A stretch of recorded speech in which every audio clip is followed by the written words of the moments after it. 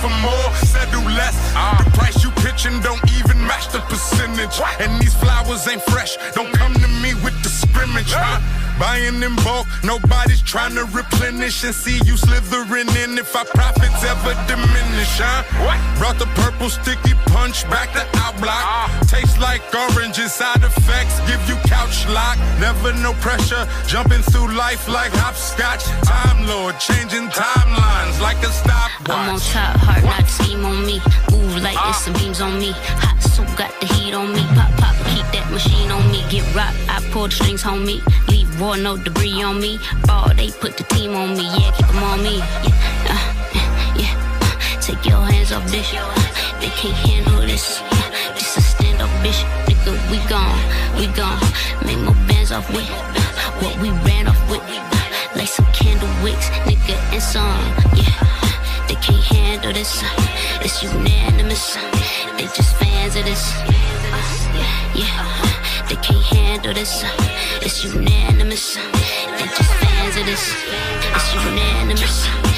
On acres with 50 flavors. COD, no front to no favors. The profits mine re-up a week later. Before they even caught the shit out, I flooded it with diesel, just me and hot. Started off trimming, then we start shipping till we start winning. Praise the most high, I'm the most high, cause my TAC make the whole city appreciate me. Ask your favorite rapper when they come through. Who they come to, they blazing my weed. Straight off the leaves of the West trees. Bougie, I only want the best, please. Coffee, hack it, baby, just breathe. Now she all in my ear, like let's leave, baby, I'm on top, hard not to scheme on me. Move like it's some beams on me. Hot soup got the heat on me. Pop, pop, keep that machine on me. Get rock, I pull the strings on me. Leave raw, no debris on me. Ball, they put the team on me. Yeah, keep them on me. Yeah.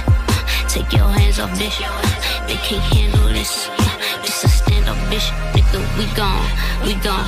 Make more bands off with what we ran off with. Like some candle wicks, nigga, and some. Yeah, they can't handle this. It's unanimous. They just fans of this. Yeah, they can't handle this. It's unanimous. They just fans of this. It's unanimous. Yo, what's the word, gang? This is your boy, Mr. MarshallArtz Media, man. Back at it again, man. We are back like a vertebra. And today, I got a very special guest up in the house, man. I'm trying to tell y'all, man. We got another great episode where we had a latest and greatest conversation. And today, I got a very special guest in the building. This man's been putting in work in the hip-hop industry for over 15 years. He is the CEO and the creator of Midwest Mixtape, a powerhouse platform that's all about pushing not just local, but regional artists, from printed ads to magazines to email blasts and even a weekly radio that reaches over 100,000 listeners. Man, y'all make some noise for my dawg, Mr. Adam Murphy, a.k.a. Mr. Midwest Mixtape in the field. Hey, what up, buddy? What's the word, bro? None. I gotta correct you, though. Please. I gotta correct you. I am not the creator of Midwest Mixtapes. Okay. I am not the creator. I actually bought it. Oh, from okay. Someone. Yeah, the gentleman, the actual creator of it is a gentleman by the name of Mike Shep something. I don't remember. That was his screen name. We had met on message boards. We became cool. I had met him at one of the group I had helped put some effort into lyrical warfare. We had a show at a college town. Okay. And he was at the show. That's how we like met each other or whatever, face to face or whatever. But he created it. I was traveling so much and sending him, like, I was getting all the mixtapes from all these different cities, from Kansas City to Chicago to Nap to Gary to Evansville, Indiana. I was traveling. And I was burning them CDs and sending them to him, and he just got to a point where he's like, hey, upload the stuff yourself, and he sent me over a password. Damn, and then ever since then, you just had it. Yeah, and and by that time, that's at least like 06, 05, 06. Okay, yeah. So. Damn, so yeah, it's been about longer. So I've had access to it for that long, but Okay. I didn't buy it until late 2008. Okay. So you basically been doing this for over 20 years, basically now, right? Well, we're Yeah. heading on 20. So. I had walked into it was December 15th, 2001.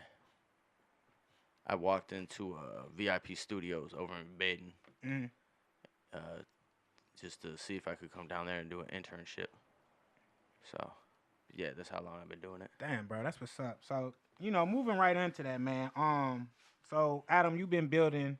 I'm gonna say you've been building Midwest Mixtape then for a minute. Yeah. And so, last time I had interviewed Tarboy Williams, and he was talking about Tarboy, shout out Tarboy. Yeah, shout out to him, man. He a G. And he was talking about like the 20% of the music is just the music, and that's really what artists just focus on. And they don't really grasp the 80%. Not at all. You know what I mean? Which is the business and really the marketing behind that. And so I really want to pick your brain on that. And like, how did you really get your start? Were you an artist first, or did you always wanted to do? Man, like anybody, man, in this music. Can't tell me you can't tell me you didn't try rapping and write your little rhymes. Man, growing of up. course, right? Exactly. Everybody. I don't care who you are. Like just like when in the '80s, everybody wanted to be the DJ because the DJ was the focus. You know what I'm saying? Then all of a sudden, I'm from that generation. It was about the rapper. So okay. So, but yeah, nah. But I heard myself through a speaker before. I didn't like the sound of my voice. So that's real objective. But then also too, man, I'm gonna keep it real. Then I met my guys, Lyrical Warfare. I never had to rap again. Never had to try. Never none of that. So how did you? I guess so. So from there, what made you be like, all right, well, rapping ain't my thing, but maybe I like pushing the artist. Maybe I like, Oh man, I like money. Hey, who don't though, right? Yeah, I'm into money. I'm a real hustler. I'm from an what's the way to put it, man? You could find just about any type of fix you wanted in my neighborhood. You know what I'm saying? Like whatever your fix was, you could find it. You know what I'm saying? You got to understand different avenues, angles of making money and stuff. Man, I grew up. My grandmother's 100% Sicilian. So the first things I'm educating myself on my people is mafia. Right. And hey, I hate to tell a lot of people, man, the way our government works, man, they took a lot of stuff from the mafia. They really did though. People don't even know it. Organized crime. So and they just made it legal. Hey, for real though, with taxes and some more stuff. So you basically saw the I guess you kind of saw like the gap. Like a lot of artists wasn't making money, and you was like, "Hey, it's a gap somewhere to where I can make some money into this, right?" Yeah, not even just that, but shout out my man County Brown. I went to high school with him. Me and him known each other for many years. All right.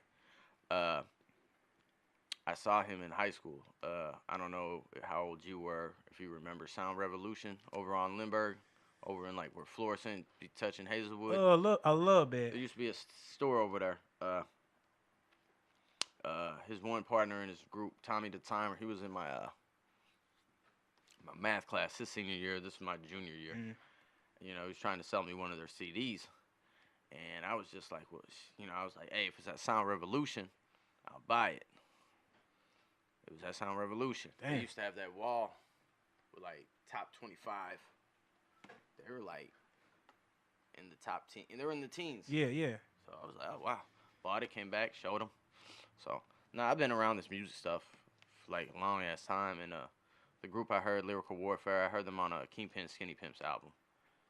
And by the time I got to VIP, I was just down there. I used to make little mixtapes all the time in college, little cassette tape. I had a Jeep. I had a duo CD player and a cassette player. Okay. Shit, so. But I used to make myself mixtapes all the time, or whatever, and I was playing one of the tapes down there at the studio, and the Warfare song came on, and I was just stopped to think and was like, damn, what happened to these guys? You know what I'm saying? Like this song that I'm talking about came out in 2000. Okay. And at this point, it's 2002. So, and also at this point, Murder Dawg, you remember the magazine Murder Dawg? Yep. They did a whole spread on St. Louis. Yeah. When Nelly was on the cover, they did like a whole spread. And that's how I ended up down to VIP Records too, man. Shout out my man Corey Jordan. I was in my dorm room, and I just whatever page I opened, that's who I'm calling. It was VIP Studios that was on there. That's what I called. That's where I went. Damn. Yeah. So natural hustler, bro. You know, so you work with like a lot of different artists from Bodine, T.W. Yeah. Ari Skyers. Am I pronouncing her name? Yeah, Ari Sky. Ari Sky. Yeah. So like, man, what do you look for when you working for artists? Like when you want to work with artists, you know what I mean? Like, what are you looking for? Well, on a personal tip, Arya is a very good friend of mine's daughter. Okay. So she's naturally born into this. She's been the studio stuff. If you're on her IG and all that, she's been doing that stuff like since she was like a kid. Yeah. So her dad's Richie Stacks, and that's one of my guys. That's one of the guys for the circle. But yeah, nah, she's just she's a natural talent. Like she was, she her daddy in the studio, but when she gets in that booth, her mom. Her mom's got some crazy vocals, man. Her mom's got a beautiful voice. Or you got a beautiful voice. So, as far as T.W. and the Bodines and shit, when it comes to artists, I look for, like, actually good songwriters. They got to be able to, like, I got to hear something in it. Like, I got to hear some intelligence. I like intelligent gangster shit. Right. Can we cuss? Yeah, absolutely. Okay, cool. You could. But yeah, I like my music with some intelligence. Okay. Something with some substance. Yeah, like I got to know that the person I'm listening to knows how to write a paragraph. Straight up though. Man, I'm not trying to be. I'm laughing, but I know you serious. Yeah, like that's I'm dead why serious, I'm man. Laughing, bro. Yeah, man. Got like, it's have some basic fundamentals of life. Yeah. You know what I'm saying? Yeah, I feel you. And that's what it seems like too, cause a lot of times you hear artists and it sounds pretty redundant, right? Yeah. Some stuff sounds pretty stupid, and it's just like, where's the substance? I can tell the difference between people having fun or something just sound right, just stupid. Yeah. Like you can't be serious right now. So with that being said, was you like a Wayne fan? Like, was you ever like? He was nah. You know what I mean? I've never been a Wayne fan. Yeah. And it's nothing more than just his vocals. His vocals are annoying. I don't like high pitched voices. Yeah. I really don't. Like, it's annoying. It's nothing. Like I may maybe take a song or two from him or whatever, but I couldn't sit like a whole car ride and listen to an album of his track 1 through 16. Yeah. Nah, that ain't happening. I'd have to take that out. So it's the voice, but not his lyrics, though, right? Yeah, lyrically, man, that man a beast. Okay. See, that's what I want to know. Like, he's a beast. Yeah. I'm not gonna. No. Me personally, I can't listen to him. His voice is annoying. So what's some of the Go No Limit. hey, I was sure finna say who you got on that too. Man, I'm a No Limit kid, man. Man, I was a teenager in the 90s. So yeah, like 98, I'm 18. 97, I'm 17. 96, I'm 16. I'm a Pimp kid, you know. Yeah. So you really would I'm in the 90s. I'm from the golden age of like rap and hip hop. Right, where people say you had to been there really to experience hip hop. That meaning of people, like, what you're like, to get someone to look down into their phone and press Spotify or YouTube or whatever the case might be, man, that's a lot easier than getting someone to get in their car, walk into the store, go to the shelf, go past all those other popular artists, right, just to pull your shit up.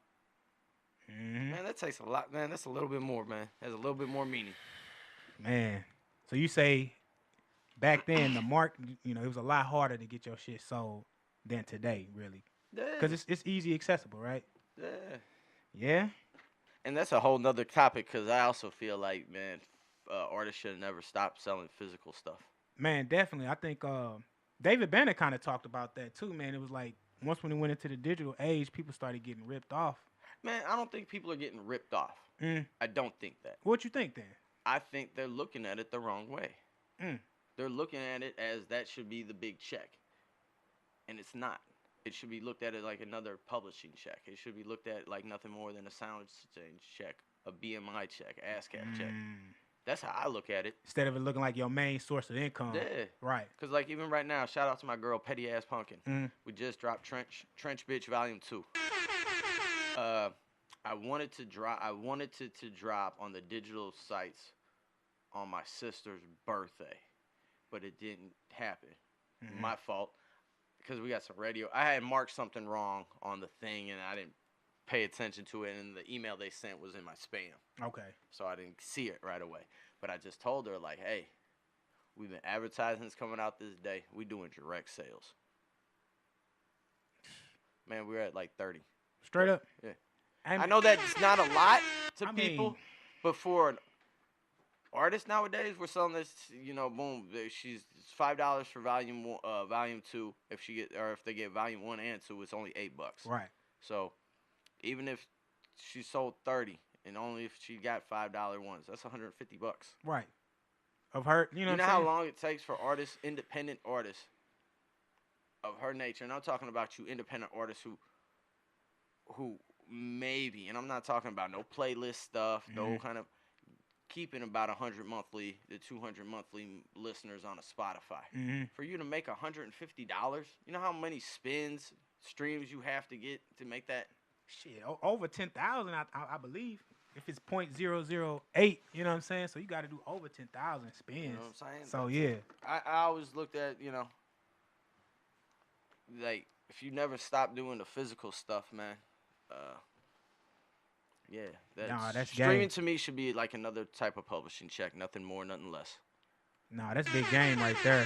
I think a lot of people only say, go to my Spotify and then leave it right there. Yeah. And then it's just like, all right, cool.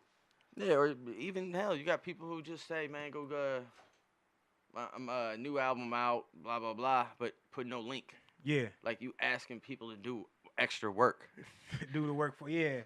And we all lazy today, for real. It's lazy, it's a lazier, or just more easy accessible. If you're making it hard for people to access it, they're not going to do that extra step. Man, for sure. 9 out of 10 won't. Right.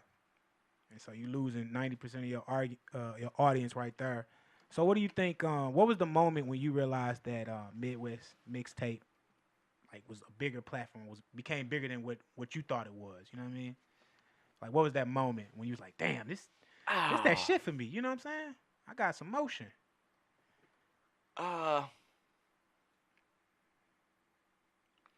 That's hard for me to say, just on the fact of I had bought the site, like I said. Right.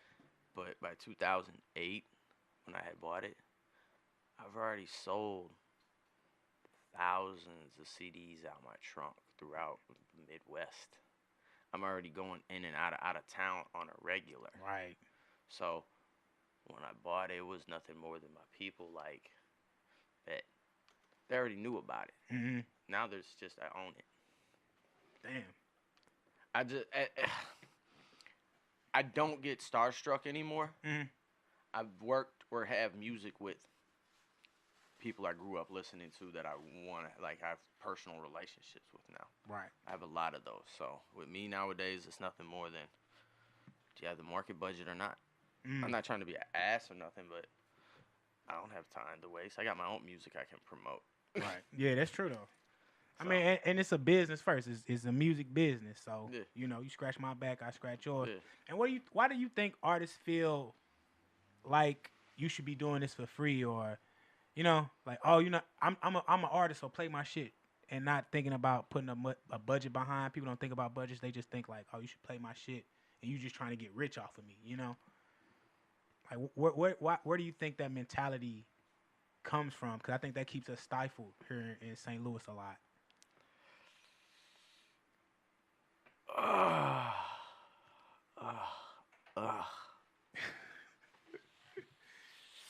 Man, the answer to that would really hurt people's feelings. I could see it on your face, bro. Like, and I don't want to hurt nobody's feelings necessarily, man. Yeah. But people are gonna take what I say most of the time, in that manner. It's objective, man. Yeah, it's very objective. But at the same time, what do I think? Because 9 times out of 10, they didn't buy the beat. 9 times out of 10, they didn't pay for the studio time. 9 times out of 10, they didn't pay for the mix and master. You know what I'm saying? Right. So if they haven't put no money on it already, how can you expect to put some money behind it to push it? Yeah, but further? Also too, man, that's how they can get screwed over too. Right. Hand me something that's hot. You don't realize how hot it is. Oh, you ain't got it registered right? If I was a devious ass person, man, I know how to register shit.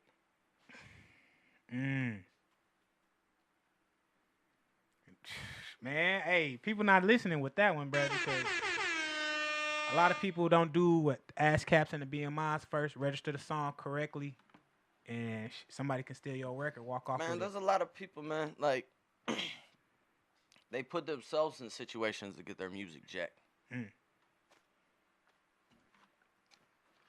Man, but where can people get that type of education or knowledge, man? I mean, of course the internet is free, but it's like Go to conferences. Yeah. Go to music conferences. Go to mixers. It ain't always about performing. Sometimes it's just about coming and showing your face. Like when Bodine went with me in Kansas City.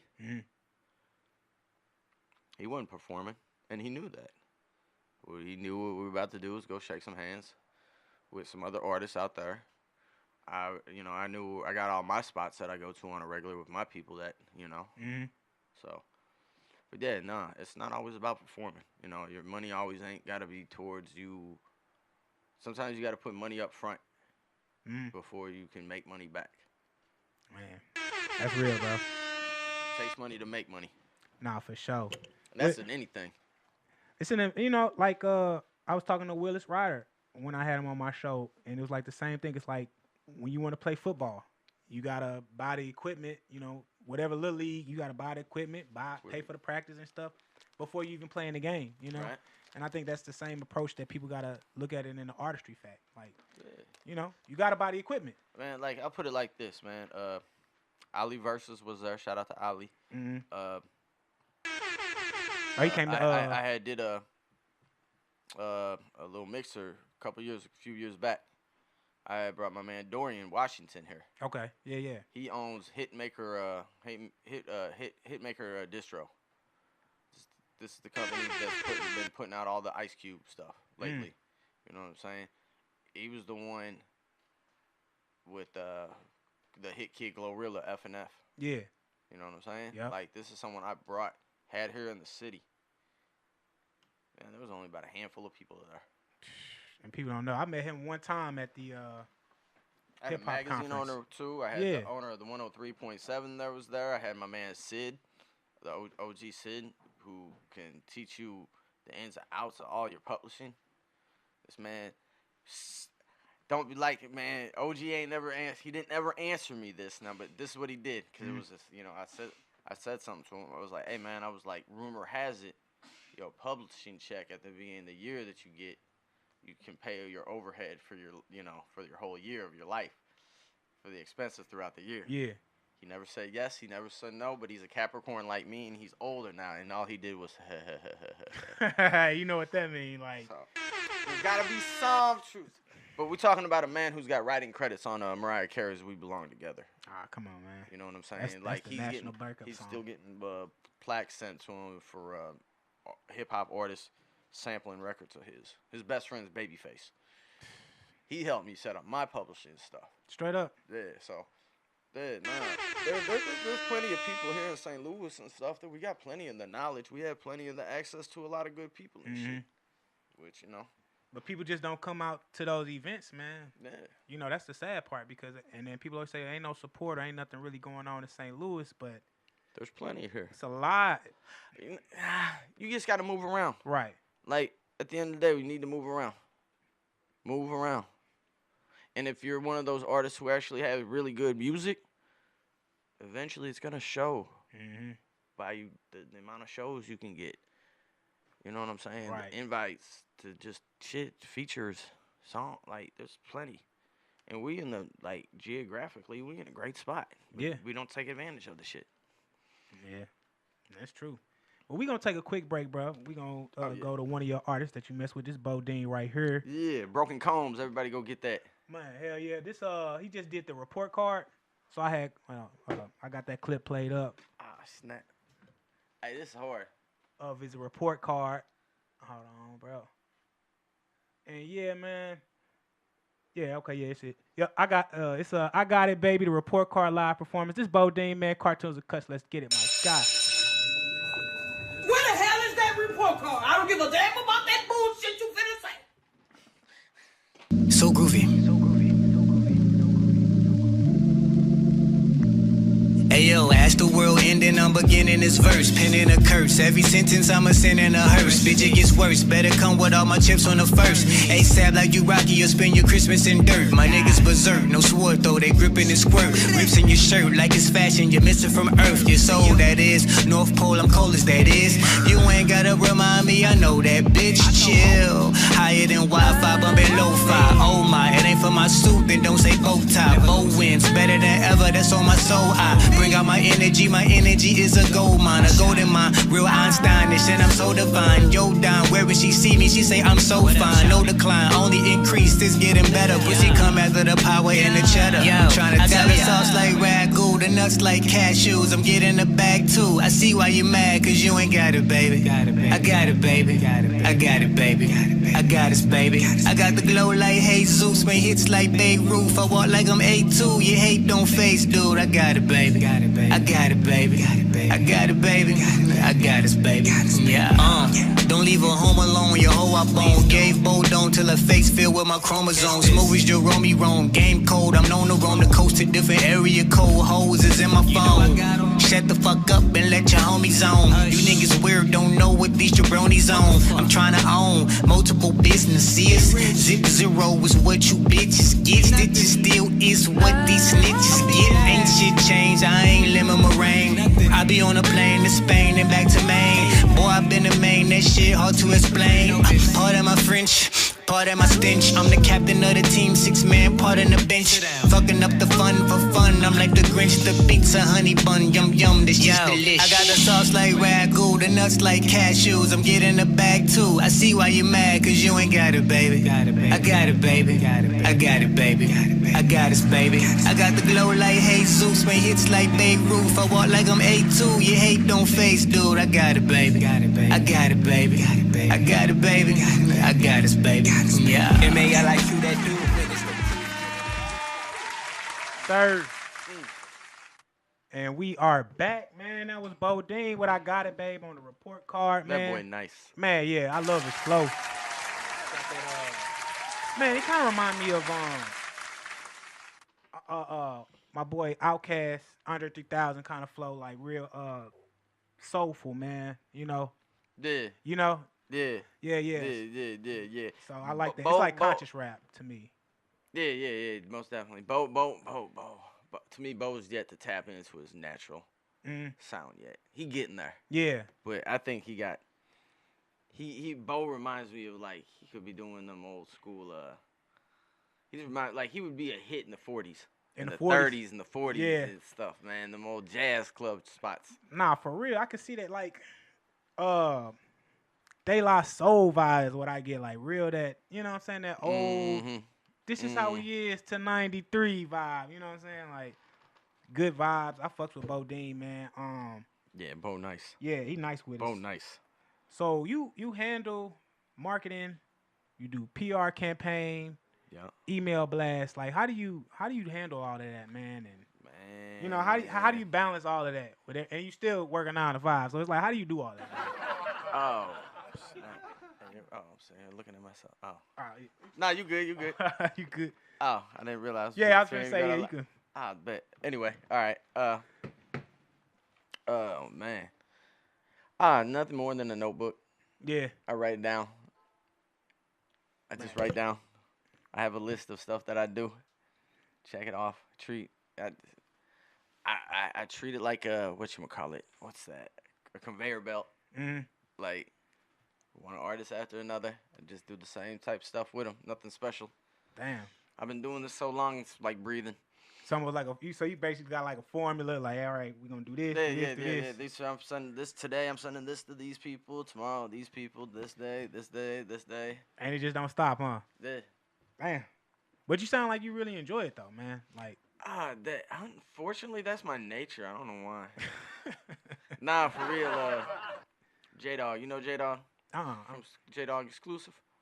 I don't know him personally. I've heard the name though, but he was down here. He actually lives up in Iowa now, and he's in the same city as my girl, Petty. But, he was down for T.W.'s All Hell Break Loose. Yep, that was at the Atomic. And he was sitting there telling Petty, he was like, man, he goes, the only time Adam's ever having fun is when he's working. So But if I'm not working, man, if I don't step out the house if it ain't got nothing to do with music or money. Yeah. Other than that, man, I'm in the house with my kids, chilling. It makes sense, man. I have a good home. Hey, so what do you think most artists get wrong when promoting themselves and their music? I think we kind of touched on it, but like, what do you think? Oh, man. What do they do wrong? When they act like people owe them something. Like, don't be, like, stop being mad at the industry people, man. Be mad at the fans. They didn't like you. Yeah. Yeah, because you had a quote. You said that yeah, man, fans are the gatekeepers. Yeah, the fans are the gatekeepers. Yeah. Fans are gatekeepers. And I know what you mean by that, but can you just, like, elaborate for the Man, audience? Like, you know what I'm saying? What the fuck does it matter if, let's just say, DJ so-and-so at 100.3 the beat. This is some made-up person, man. Don't nobody take it serious. It's DJ so-and-so, who I don't give a fuck. Oh, he's got a hot mix show. What? Who gives a fuck if he's not playing my shit if I'm getting 100,000 fucking streams a day? What the fuck does it matter? Especially if they're real. You know they're not bots, none of that shit. If they're real fans, right? The fuck does it matter? They're not gonna stop you from going on the fucking road and doing shows. I guess people think that, like, I gotta be on the radio to get the fans. And you saying that you ain't gotta do that shit. Man, y'all leaving the street. Y'all lost the street element of the shit. Say that again. Be y'all like, you have lost the street element of this shit. You know what I'm saying? Like, even though I'm not in Kansas City right now, I'm in Kansas City right now. Even if everybody, all them flyers have been picked up at them liquor stores or whatnot, or tossed on the ground, whatnot. My boy at the KC store, shout out to Popper. They walking in the store, they're paying for merch. Right there at the damn counter, two big ass two posters, MidwestMixtapes.com. I'm there still. Still there. Still there. I'm there when I'm not. Man. People have lost the street element of this shit. And people, that's where I think they need to hit the streets first. Yeah. You know, quit trying to fight the algorithm and create your own algorithm. I like that, bro. So, you know, boom. I don't know how my algorithm changes a lot, and most of the time it changes because it changes when I go out of town. Right. Especially when I get about good 30, 40 new followers. Whether I'm following them all back or not. You know what I'm saying? Yeah. The ones that I do follow back, because they're artists that I'm interested in watching, see what they're on and shit. But, yeah, create your own algorithm. Man, that's a quote right there, bro. Create your own algorithm instead of fighting the algorithm. Quit fighting the algorithm, man. Man. No. So when you watching artists perform and then you listening to them, like at New Music Thursday, for instance, what do you be looking for? When you was just in KC for your like, what were you looking for? First thing first, man. I don't like seeing artists for the first time. First time hearing them live. I don't want to hear them live. I'd rather hear what they sound like in a car. I feel that. Never meeting them, cause then it's like if I'm seeing them and then hearing them, it's like, their look ain't all together, right? Or I prefer listening to people first. Become a fan of what they're talking about first before I meet them. Then, you know, when I meet them, if they're on what they're on. Like, whatchamacallit, T.W. I've ended up, someone put me on T.W. I was working at FedEx, and this one of the belt managers walked up on me and was like, do you rap? And I'm just looking at him, like, you know, kind of like, all right, what the fuck this guy, buddy on and shit. And I'm looking at him like, and he goes, nah. He goes, I see you in the crowd at those battle raps. And this is like, I forgot what years it is, whatever. But a couple years went by, you know. And then he just brought up, he was like, man, you need to check out T.W. and B Magic, or whatever. When I ended up, saw a couple of the battles that T.W. was on. And was like, okay, I hear what he's saying. Then when I met him, he hates that I tell this story, but I'm going to tell it anyway because it's funny as hell. When I first met him, all right, I forgot what spot we were at. We were sitting there, we talking and whatnot, no different than what we're doing right now. But he just said, hey, I'll be right back. He's like, hey, hold on, I'll be right back. He walks over to this table. It's about a couple black dudes and a few white guys. He's talking to this directly to this white kid sitting down. And he wasn't getting loud or nothing, but I could tell by his facial expressions that like he ain't fucking around. Yeah, he ain't fucking around with dude. He being real, like standing on some business. Smack dude out of his fucking chair. Literally smack dude out of his chair. Damn, man. Smack buddy out of his chair. Then he comes back over and starts talking to me like ain't shit happen? Like ain't shit Bro, happen. Didn't skip a beat, no nothing. I'm just looking at him like, and he looked at me, he goes, man, dude been using the N-word. But I ain't had no soul in it. I just laughed my ass off from there. And then it's like, all right, this dude got a sense of humor. But then it was really then O from Street Status brought him up to the college station up there, 89.5 where I was at. Oh, that Flow, right? Yeah. Yeah. And he was like, hey, check it out. He goes, I think that, Dub, he's one of those battle rappers who actually knows how to rap, actually knows how to make songs and stuff. Mm-hmm. And played something for me real quick, and it was hard. It was real hard, but the mix was rough. And I showed him how his stuff was like peaking. I just showed him like, hey, let me show you something. Then I pulled up a major label artist, and I showed him like, you see the difference? You hear the difference? I was like, I'm not expecting perfection like this, but you see what I'm talking? He was like, he's like, bet, got you. Hit me a couple weeks later, had the shit done. Didn't cry, didn't act like I didn't know what I was talking about, no nothing, man. So me and Dub's always been cool. Man, that's hard. That's my boy. Yeah, Dub, he been bouncing around for a while on the scene, like you said.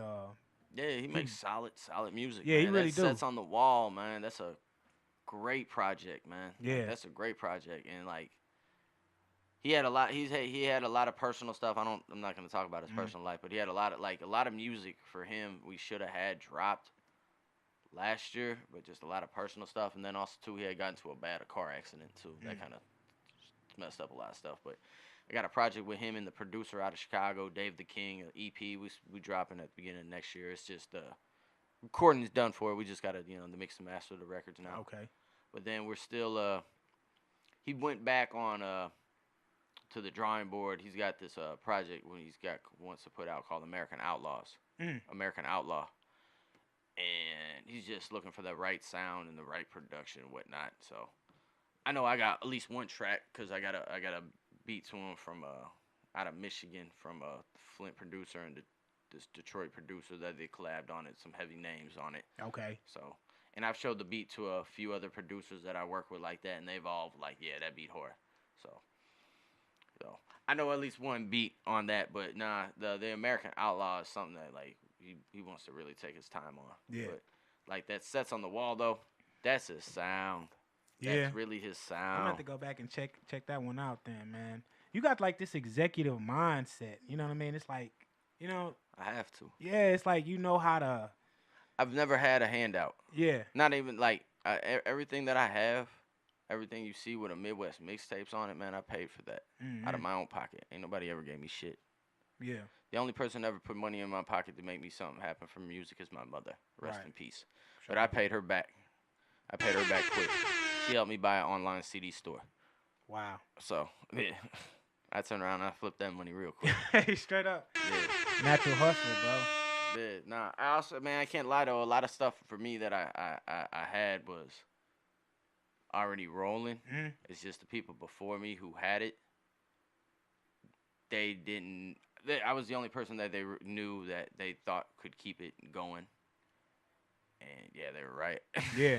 I mean, shit, 'cause here you are, bro. Yeah. So, yeah, and we talked about this, too. So, you don't think social media is enough today for artists? Fuck, no, man. They need to build, like, offline man, I'm going to put it relationship. like this, man. People use the internet in the wrong manner. Y'all always trying to use it to make a come up. And that's very far few and in between. It should be a tool. Yeah. Nothing more, nothing less, man. Y'all doing a lot of high risk, low reward. When y'all need to be doing, if you're going to do some high risk shit, be put in a position to make a high reward. Right. It's no different than, you know, you see these people running up in these stores, grabbing hands full of stuff and then running out, whatever. You know, I don't need to do that. You know, there's people who do that, whatever the case may be. But that ain't nothing but if they're caught, you know what type of time they're going to get for that shit? What kind of, like, how many problems they got coming with that? Right. And then say the people who do get out and get away with it. You know, man, most of the time you're talking about maybe, depends on what you grab, a couple $1,000. If that. So you're talking about maybe a couple $1,000 or 5 years. Are you serious? Right. You serious? Math don't even math at that case. You're talking about a 1 month salary, most people. And you want to do 5 years over a 1 month salary? If you're going to do some high risk shit, man, make sure it's some high reward to it. And this music business, man, especially if you put money into it, you pay for the beats. You pay for the studio. You pay for that mix and master. You pay them for them DJ conferences, them meet and greets, those New Music Thursdays.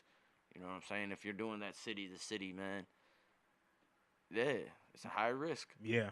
But, you know, boom, you do it right. There's a high reward to that shit. For sure. You know? Yeah, that's real. Like, I definitely think getting outside your market is, man, it's worth it. I think every independent artist, man, you should concentrate on three markets outside your home market. Yeah. That way, you got, when I mean 3 cities, I'm talking about you can go out there, you can get with a bunch of the DJs. You know, the podcasters, you know, the mic drop people, you know, other artists you can go out there and do some collabs with, do shows with, you know, paid shows and whatnot. Right. You know, like, really, are you tapped into these cities? Like, I'm tapped into wherever I go. Yeah, I see Naptown fucks with you a lot. Chicago. I mean, every place you go, I be seeing they, hey, man, they really I'll put it like with you, this, bro. man. I created a business to where if I wanted to up and move, there's not a Midwest city I couldn't go to and not take the fuck over. Come on. Yeah. Forget that I'm from a city that's at the bottom of the barrel, so I already know better than I got to get up off my ass if I want something. You know what I'm saying? My shit's called Midwest Mixtapes. Right. It's not STL Mixtapes. Exactly. Or anything local sounding. Yeah, that's why I like the branding behind it, because it's like, oh, you taking over the Midwest, and like you said earlier, we not taking advantage of it. We have we the one state that has the largest border states. You know, we got 8 bordering states. So why ain't you hitting those 8 states? You know what I mean? So that's why I like the branding idea, because I'm like, oh man, Midwest Mixtape. This dude is in 8 different regions. You know what I'm saying? Yeah, we're in a. All right, man. Since dude, you brought it up, I'm gonna speak on it, man. You know, boom, this is some $1 million game, man. Kansas City artists, St. Louis artists, Indianapolis artists, man. We should all be running the fucking industry, or at least the independents. And I say that in the matter of geography. Yeah. We geographically are better positioned than anybody else in the fucking country. I would agree. The only other state that has 8 states that touch it is Tennessee. But even those states that they touch are within the southern region. The 8 states that touch us are going in a different direction. Every last one of them. That's true. Every last different direction. 2 up north. You know what I'm saying? 2, 3 up north, 2 on the side. You know what I'm saying? So it's like, yeah. And it's not even directly to the side. It's like this. And then Kentucky. Then you got Tennessee. Yeah. Then Arkansas. Then you got Oklahoma. Then Kansas. Yeah. Then Nebraska. Come on, man. It's a fucking clock. Literally. Tick, tick, tock, bitch. So it's like you can literally put your own. You can set up your own A-City tour if you. You know what I mean? Like I'm just saying. You're too logical. Stop it, bro. You're gonna hurt them. You know what? They're gonna pull a muscle. You know Stop. what? We're gonna take a commercial break just because of that, bro. Just because we getting too logical. We're gonna take a commercial break. We're gonna go to Petty Ass Pumpkin. What market is she in? She in Iowa. She in Des Moines, Iowa. Well, we finna head up to Des Moines, Iowa. Man, shout out to. So yeah, this is Petty Ass Pumpkin. This that blue face mic drop, man. Okay. CNC Cartunes and Cuts. Let's get it, man. My guy.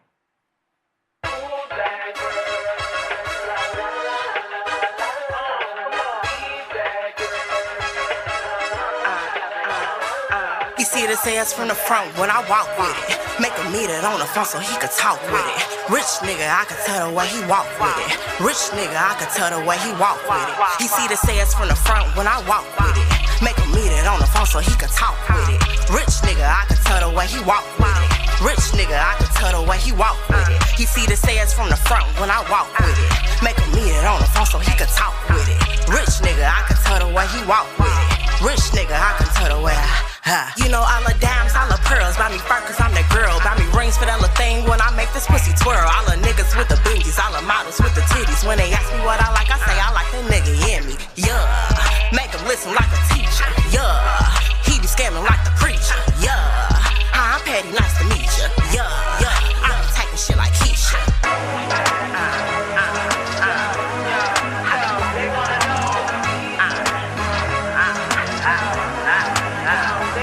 He see this ass from the front when I walk with it. Make him meet it on the phone so he could talk with it. Rich nigga, I can tell the way he walk with it. Rich nigga, I can tell the way he walk with it. Shake my ass on the weekend. Pop this pussy on a Tuesday. Yeah, my nigga, he be tweaking. So I call that nigga Blueface. Yeah, my grandma, she be Patty. Where the fuck you think I get it from? I be the nigga like my daddy. Where the fuck you think you come? He see this ass from the front when I walk with it. Make him meet it on the phone so he could talk with it. Rich nigga, I could tell the way he walk with it. Rich nigga, I could tell the way he walk with it. He see this ass from the front when I walk with it. Make him meet it on the phone so he could talk with it. Rich nigga, I could tell the way he walk with it. Rich nigga, I could tell the way he walk with it.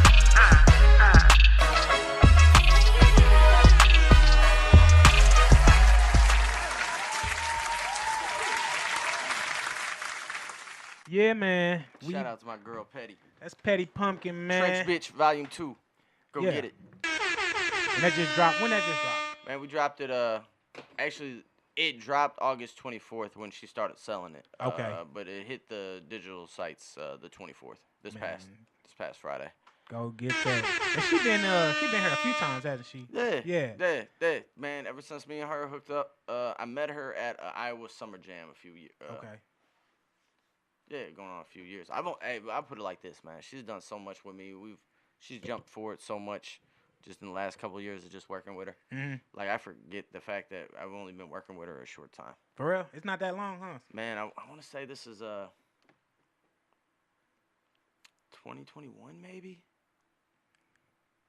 I'd have to look. But anyway, I was up at the Iowa Summer Jam. It was the first time I was up there. This is like their 7th or 8th Iowa Summer Jam. Okay. Shout out to Tone the Boss. She rocked it. I mean, she rocked it. She had the whole crowd. For real. And at the time, there was probably about 100 people in the building at the time when she was performing. And I'm talking, everybody was rocking with her. And then I ran into her outside. And, we just started talking. I gave her a magazine and whatnot. And she was like, oh, you must be somebody. Right. And just started taking all kinds of pictures with me. And just, we followed each other on social media.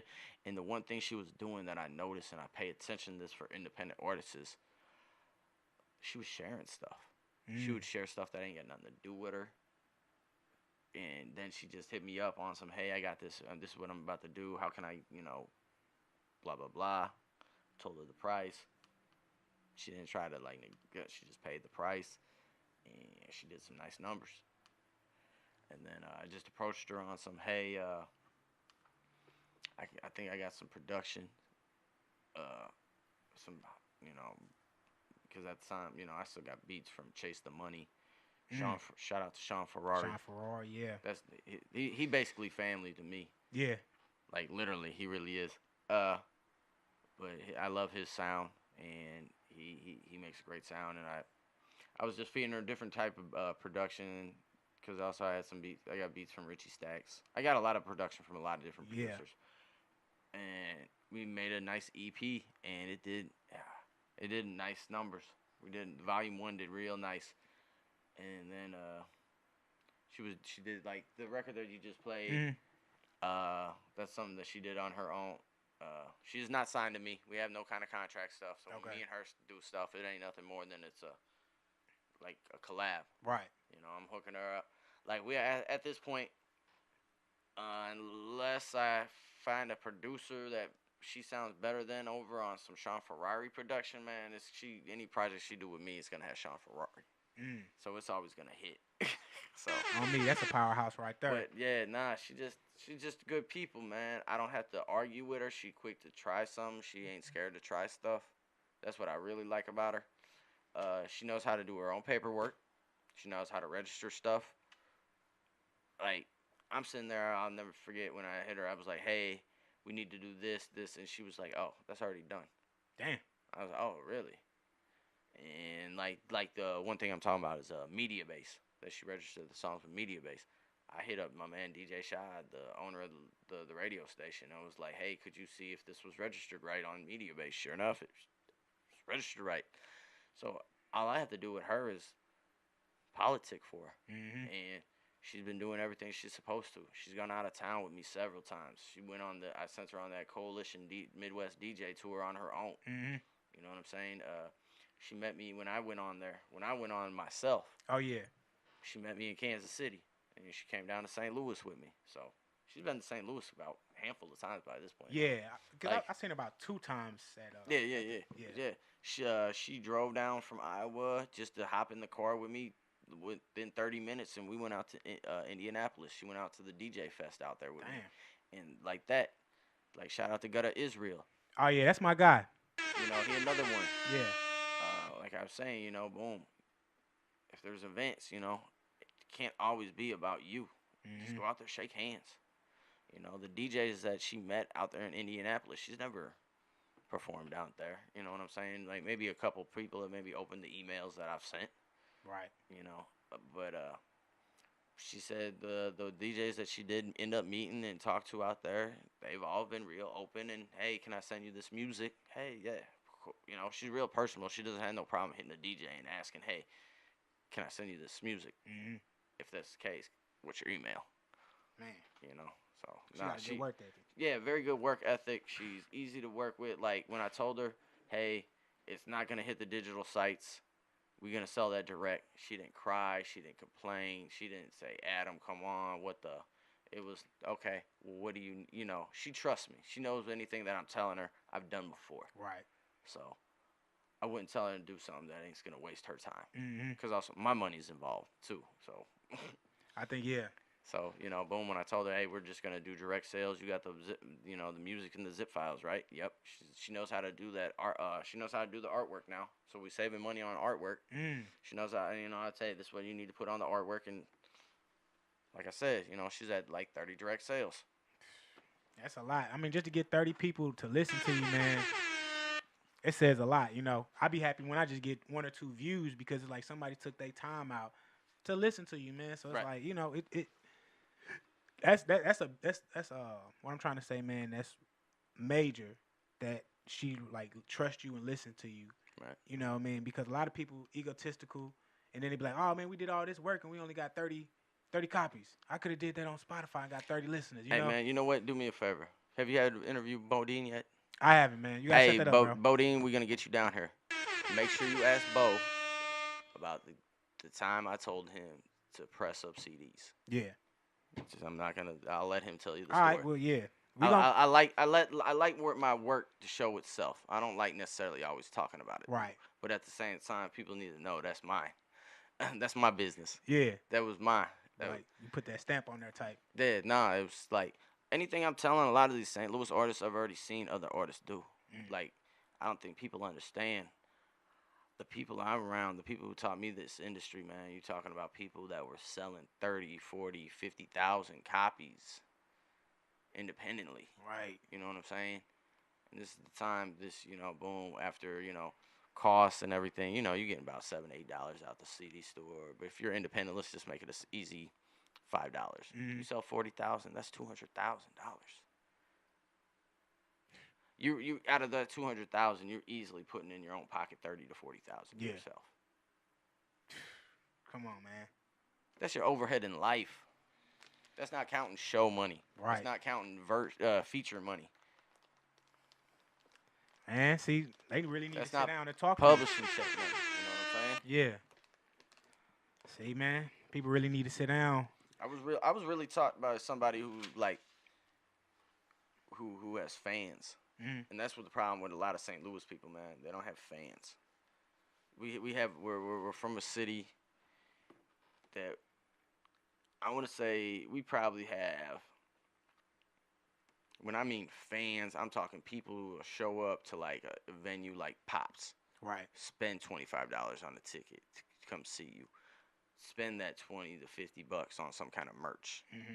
Some person who's gonna turn around and play your, spend hundreds of hours in a year playing your music. Right. I'm talking a fan, someone who doesn't want to be involved in music business, what the fucksoever. Right. I'm talking a fan. A fan. St. Louis probably has a solid maybe 200, 300 of those. That's what y'all fighting over. Damn.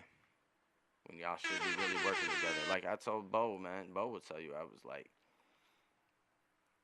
how the fuck do you guys not have three to four of you top tier artists? You guys can't tell me you guys can't sit down, figure out as grown men and women, sit down and mark on a calendar, hey, I'm being told this is something going on in this city, let's just say Chicago. Hey, I see that there's a conference or a mixer. We need to hop in this car, whether we're just going to do an in and out trip or we're going to spend the night. How can you guys not sit down and figure out be up there all on your together and splitting the freaking cost? Man, like me and Bo, our overhead between gas, between the rental, gas, and hotel. We talking about me and him came out of pocket maybe $250. Ain't nothing. It's 125 a piece. You gonna blow that? Nah, at the club. 250. I said, okay. Rental, gas, and a piece. So, yeah. Okay, yeah. Yeah. Come on, man. That ain't nothing. Nah, that's nothing. You gonna blow that at the club if you go. Exactly. You know what I mean? You gonna blow that at the club. Exactly. Or on a local Why not show. go shake some hands, go get to know some people? When we was out in Kansas City, man, I took him to my man, the Popper. My man Popper has a store. I'm KC. He has 2 brick mortar stores. Like I said, we walked in. First thing Bo sees is my posters. One of the biggest DJs. Bo wasn't in there at the time, but one of the biggest DJs in the city, DJ Dupe. I turn around. She walking in the store, and it's not, hey, what up, Jesse James? Hey, Midwest. It was big ass hug. What up, Adam? Ooh. That's all good. Yeah. It's more personal. Like, Bo really got to see, like, damn, these people really know you, Adam. Yeah, I really fucking go out these places. Right. I travel. I can't stay in St. Louis like that, man. It's too dreary here, man. People such a crybabies. Yeah. They too many excuses and crybabies. I was gonna ask too, cause you don't really go to a lot of local shows here, like. Nah, they ain't not for real. Nah. Yeah. Nah, I'm gonna put it like this, man. Too many people over the years have wasted my good nature. And I mean that in a manner of I've showed so many people love over the years. Gutta Israel, man, he's been unlocked maybe 3 years at max. He's been more cities with me than some of these people I've been working with for 15 and 20 years. Come on, man. You ever seen that movie Bronx Tales? Yep. A lot of wasted talent. Yeah. A lot of people here wasting their talent and making up excuses for their wasted talent. Yeah. For sure, man. I see it all the time. We got, man, I'm going to put this real quick, man. A lot of people in St. Louis, man. We got some of the most talented ass shit. Flat the fuck out. Yeah. And it ain't no different of us. We just different or we stand. Nah, man, we just talented. There's talent everywhere. But we at that bottom of the barrel, man. People know where I'm from when I go out of town. Yeah. They understand why I want it more than a lot of people. and I just don't understand the people around. For me, I'm always trying to be an example or whatever. Some people, take my mouth the wrong way. I'm just competitive. If I ain't calling you a hoe or a bitch, you shouldn't be having an issue with me. Somebody said, this Ducky Hines, man. He said, all facts about Adam Murphy being the man of the entire Midwest region. Hey, man, let me shout out to Ducky, man. Let me tell you why I will always fuck with Ducky. And Ducky ain't the biggest name in the city or whatever. But you know why I respect him more than a lot of motherfuckers? That man, I'll never forget. We was in Indianapolis. One of the biggest DJ conferences at the time, man. This was like 2011 or so. And he knew a bunch of us was there, too. He could have came knocked on any one of our hotel doors and we would let him in. That man was sleeping in his car just to wake up to come to the fucking conference. Drove overnight to be at that conference. That man a grinder. That was the type of people I'd rather be around. That's what you respect. At the end of the day, man, it ain't about talent. Like I said, there's a lot of fucking talent. Who wants it more? Right. T-Pain said, he said hard work beats talent any day of the week. Man, style will beat talent any day of the week. Any of you sharp, skilled ass, miracle, lyrical, man, the pop, lock, and drop it's are always going to beat you. Yeah. People having fun and their music's always going to beat you. Why you think them boys out of Flint, Michigan and Detroit be winning? You ever listen to that shit? No, they got just talking shit. Good party records and shit. Like, that's how they I having said. fun. Yep. You can be a gangster and have fun. That's how I feel, man. A lot of times when I be hearing some local artists, I don't want to say all because, you know, the all police going to jump on our heads. But, you know, it's like a lot of times, man, it's not no fun records, bro. It's not nothing that you want to we definitely we lost the funness of it. Yeah. But at the same time, I think that comes from St. Louis. They was trying to box us in. They wanted us. That's all they wanted. On that murder capital shit. Is that what you think? No. They didn't want that. But there was, you know, Nelly came out. Nelly became too big too fast for the city, not necessarily him. For him, yeah. But just the city as a whole, because then, you know, we came out, we had Chingy platinum. You know, yeah. We've had a lot of platinum gold out the box, man. We wasn't having people coming out and hitting little singles. Right. Nelly hit a grand slam leadoff home run. Right. I mean, he was doing. Do you guys understand the logic of what I just said? That's not possible. It's not impossible, bro. That man hit a grand slam as a leadoff from the first pitch of a game. He hit a grand slam. Empty bases, he hit a grand slam. Yeah. That's what Nelly did.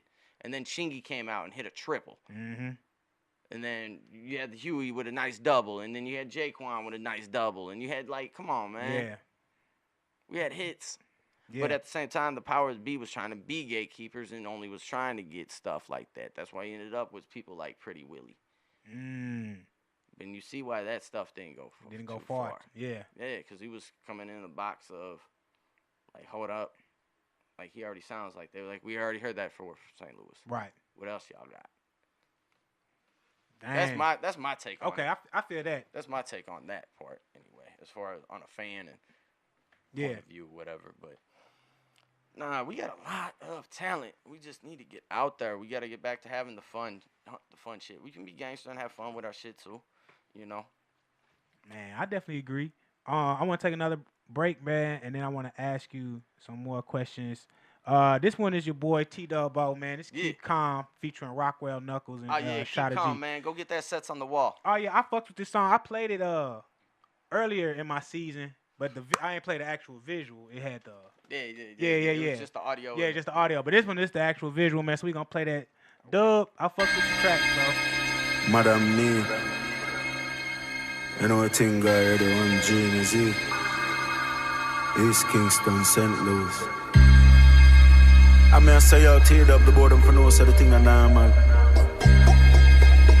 I mean, I say y'all rocky. Keep calm and killing them outside. Club stock just gone up. Y'all rush me like pop star. But you know we grew rough. And you see I did feel so good. Be a crush ice in a cup. I agree with for a great mood. But if you're this, you will get crushed. St. Louis bad man. Or I ride through the city with the 40 like a Sunni out in Baghdad. Politic and cash plans. Wanna see if I can fit a whole 1,008 grams in this man bag. Man, them a small team in it. Ever shoot a shot, you know I call green in it. Whole squad handle like a ball team in it. My niggas run up on you like I call screen in it. Crush em. Bitch, I hit him and him. Had your family front row at a man singing hymns. Freddy Krueger in the room of Xanny users. Turn them to a pack, you know I had to do it. Hating ass nigga, you gon' do it or you ain't. Faking ass nigga, you gon' prove it or you can't. Send it over with us, you better move in a tank. Say he the king of what? He confused, ain't it, gang? For real. Keep calm and killing them outside. Club stock just gone up. Y'all rush me like pop star. But you know we grew rough. And you see I did feel so good. Be a a crushed ice in a cup. I grey weed for a great mood. But if you this, you will get crushed. It's all about outlasting the illusion. Image yourself, better have resolution. Island of one with your stranded confusion. Made it back, outstanding execution. Welcome me back, family. Mezcal, little ice, nothing that fancy. We don't walk about with steppers that can walk it out after mental collapse. Hope you're not that mad at me. Came for the resources to thrive with. Gotta stay alive, pride's all you can die with. People left and right fighting for their life, and I was just really pulling up to kick it on some fly shit. Know yourself, play your strengths, do it, that shit. That way you don't get confused with my shit. Them backhanded compliments ain't getting by shit. Or maybe Rockwell's tripping on some high shit. Keep calm and kill it them outside. Club stock just gone up. Y'all a rush me like pop star. But you know we grow rough. And you see a beat feel so good. Be a crushed ice in a cup. I grey weed for a great mood. But if you this, you will get crushed.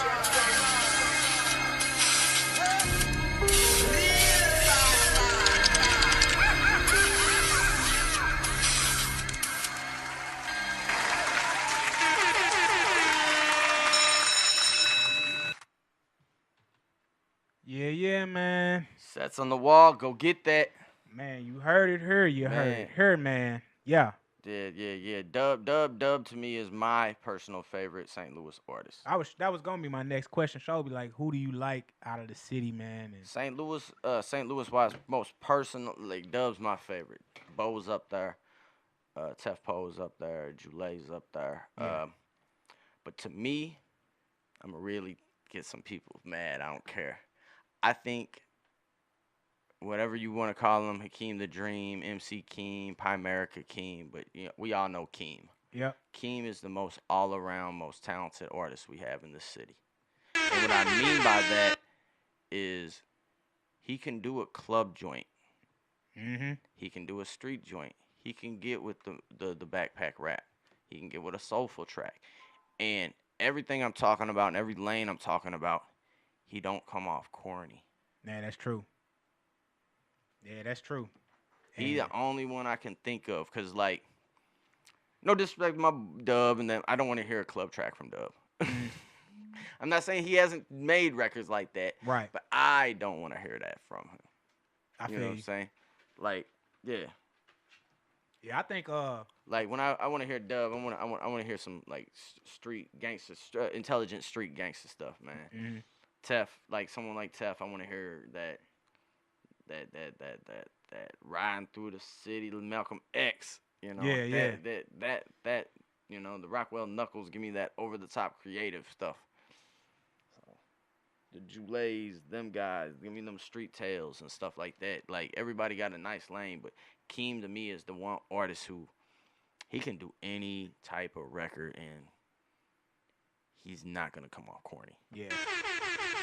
Shout out to King, because I didn't know that's where you got to start was in more battle rapping. Who, King? Oh, you when I had me my something. show. Yeah, he told me that because I was like, you know, when you made that Thick With It record, I'm like, bro, how did that come about? And he's like, man, we was just kind of basically like fucking around. I'm just kind of, right.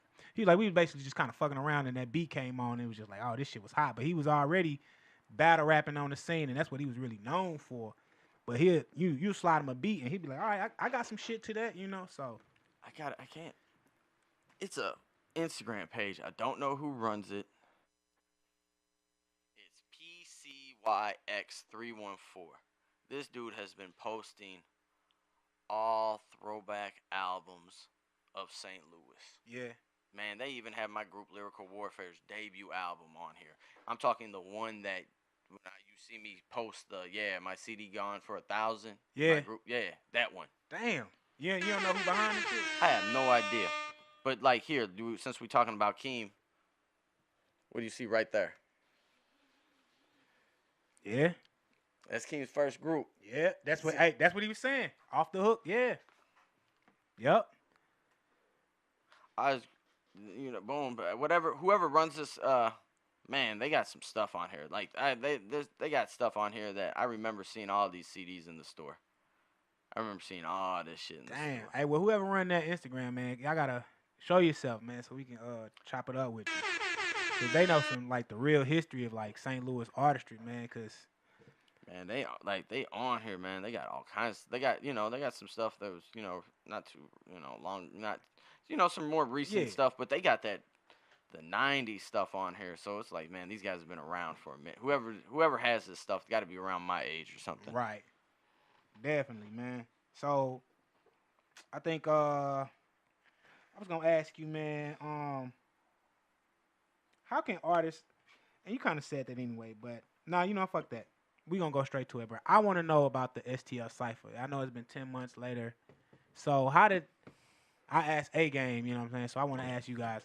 Please don't. Hey, I'm not a shit starter, guys. So please don't think I'm up here trolling and trying to start See any what shit. I'm on? Fuck A-Game. I'm just asking. You want to bring that racial shit into this shit, bro? Damn, man. White boy, bitch. That's where it came from, bro. Just out of some race shit, just not know. Nah, that dude said what he said on that record. I don't rap. He got to see me. Mm-hmm. End of story. Man. He didn't want to see T-Double when he saw T-Double. Facts. You ran away like a girl. Damn. Punk. Nah, that was just Bo. Bo was there. Mm-hmm. You know what I'm saying? I had my issues with A-Game. Nobody knew about it because I kept that shit to myself. Mm-hmm. Like, people will never know who I got problems with because You don't advertise it. I don't advertise it. Yeah. I'll see you when I see you if I got a problem with you. But, nah, I did some work with A-Game. His uncle was footing the bill. Mm-hmm. It's all facts. And I got a lot of love for his uncles. When we were doing the marketing, I had pulled him to the side. We went to his uncle's studio. I let him pick out 3 beats. And we had made a deal. Well, the stuff he had going on with his uncle fell through. So, but that wouldn't have stopped what we had. What we had, whatever. But when it came down to it, he ended up recording over some of them, a couple of the beats, I guess. And when I reached out to him, he this little dude, man, he had the nerve to say, "Hey, you need to holler at my manager." And at the end of the day, it was just me and A-Game in that room. Right. Honor what you said to me. Honor what you shook my hand about. Right.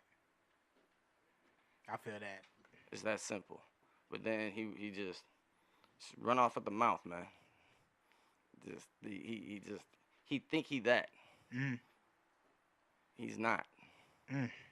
And so from there, it just Did. blew up to. Nah. When Bo said what he said, man, it was funny. Dude, arrogant. He choked multiple times. What you think's gonna happen? Right.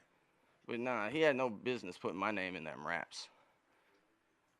That's simple. I feel that. I mean, cause So- you're not a rapper, bro. So it's Nah, you want a problem. People, if you got a problem with me, man, call me. Right. Hit my inbox. See me out. Just be careful trying to put your hands on me. I feel that. Keep your hands to yourself. We can talk like men, but keep your hands to yourself. But nah, Yeah, that's real. buddy went too far with me on that one. Damn, man. Cause I kind of hate that, man. For real. I think everybody, with respect, is talented. So I just thought, me on the outside looking in, I thought it was like a cool opportunity. Like, oh, okay. But I'm like reading the Man, they coulda- stats, and I'm like, God damn, this don't sound like friendly competition. This sound like more than friendly fires, if you will. Man, because they were trying to set up Bo. They was trying to set up Bo to make Bo look weak. Yeah. That's what they was trying to do. They was trying to set up stuff to make Bo look weak, man. And we caught them. People already peeped what they was on. We Bo got put up on game. And it just turned out funny because the dude choked. Damn. I've never choked in nothing I've ever done. Everything I've done has always been successful. Fucking facts. Damn, man. So it's no coming back from that, bro. It's Fuck like nah. it is what it is type shit. Nah, man. He got to run a fade with me. Damn. You got to catch 1, 2 with Dub. That's 2 separate people. Damn. And me and Dub back to back like that. So it ain't no he catch one with Dub. It's cool It's with squared. me. Nah, still got to square up with me. Man. I hope it gets resolved peacefully, man. Whatever it is, bro. Because I thought outside from the personal beef, I thought the cipher was like a good look for the scene. You know what I mean? I thought it would have been. Yeah, It could have been. But ain't nobody watching that dude, man. Yeah. Man. I mean, I'm gonna put it like this, man. You really wanna, and I can go look at St. Louis artists, man. Go look at their Spotify. Scroll down. Go see what else other fans like of who. I'm gonna leave it at that. You can tell who in St. Louis. Yeah. Yeah, you're gonna leave it. Yeah. Okay, yeah. Cause I don't, like I said, I just want to know because he came on the show and he talked about it, so I wanna give everybody a shot to really. Man, to be honest, I didn't even watch that one. Yeah. I saw that you had him on here, but yeah, I don't. I understand, bro. There ain't nothing he can say that I don't. I know the truth. I was there. I was there. You know what I'm saying? We talking about a kid who, walked around with burnt CDs and Sharpies.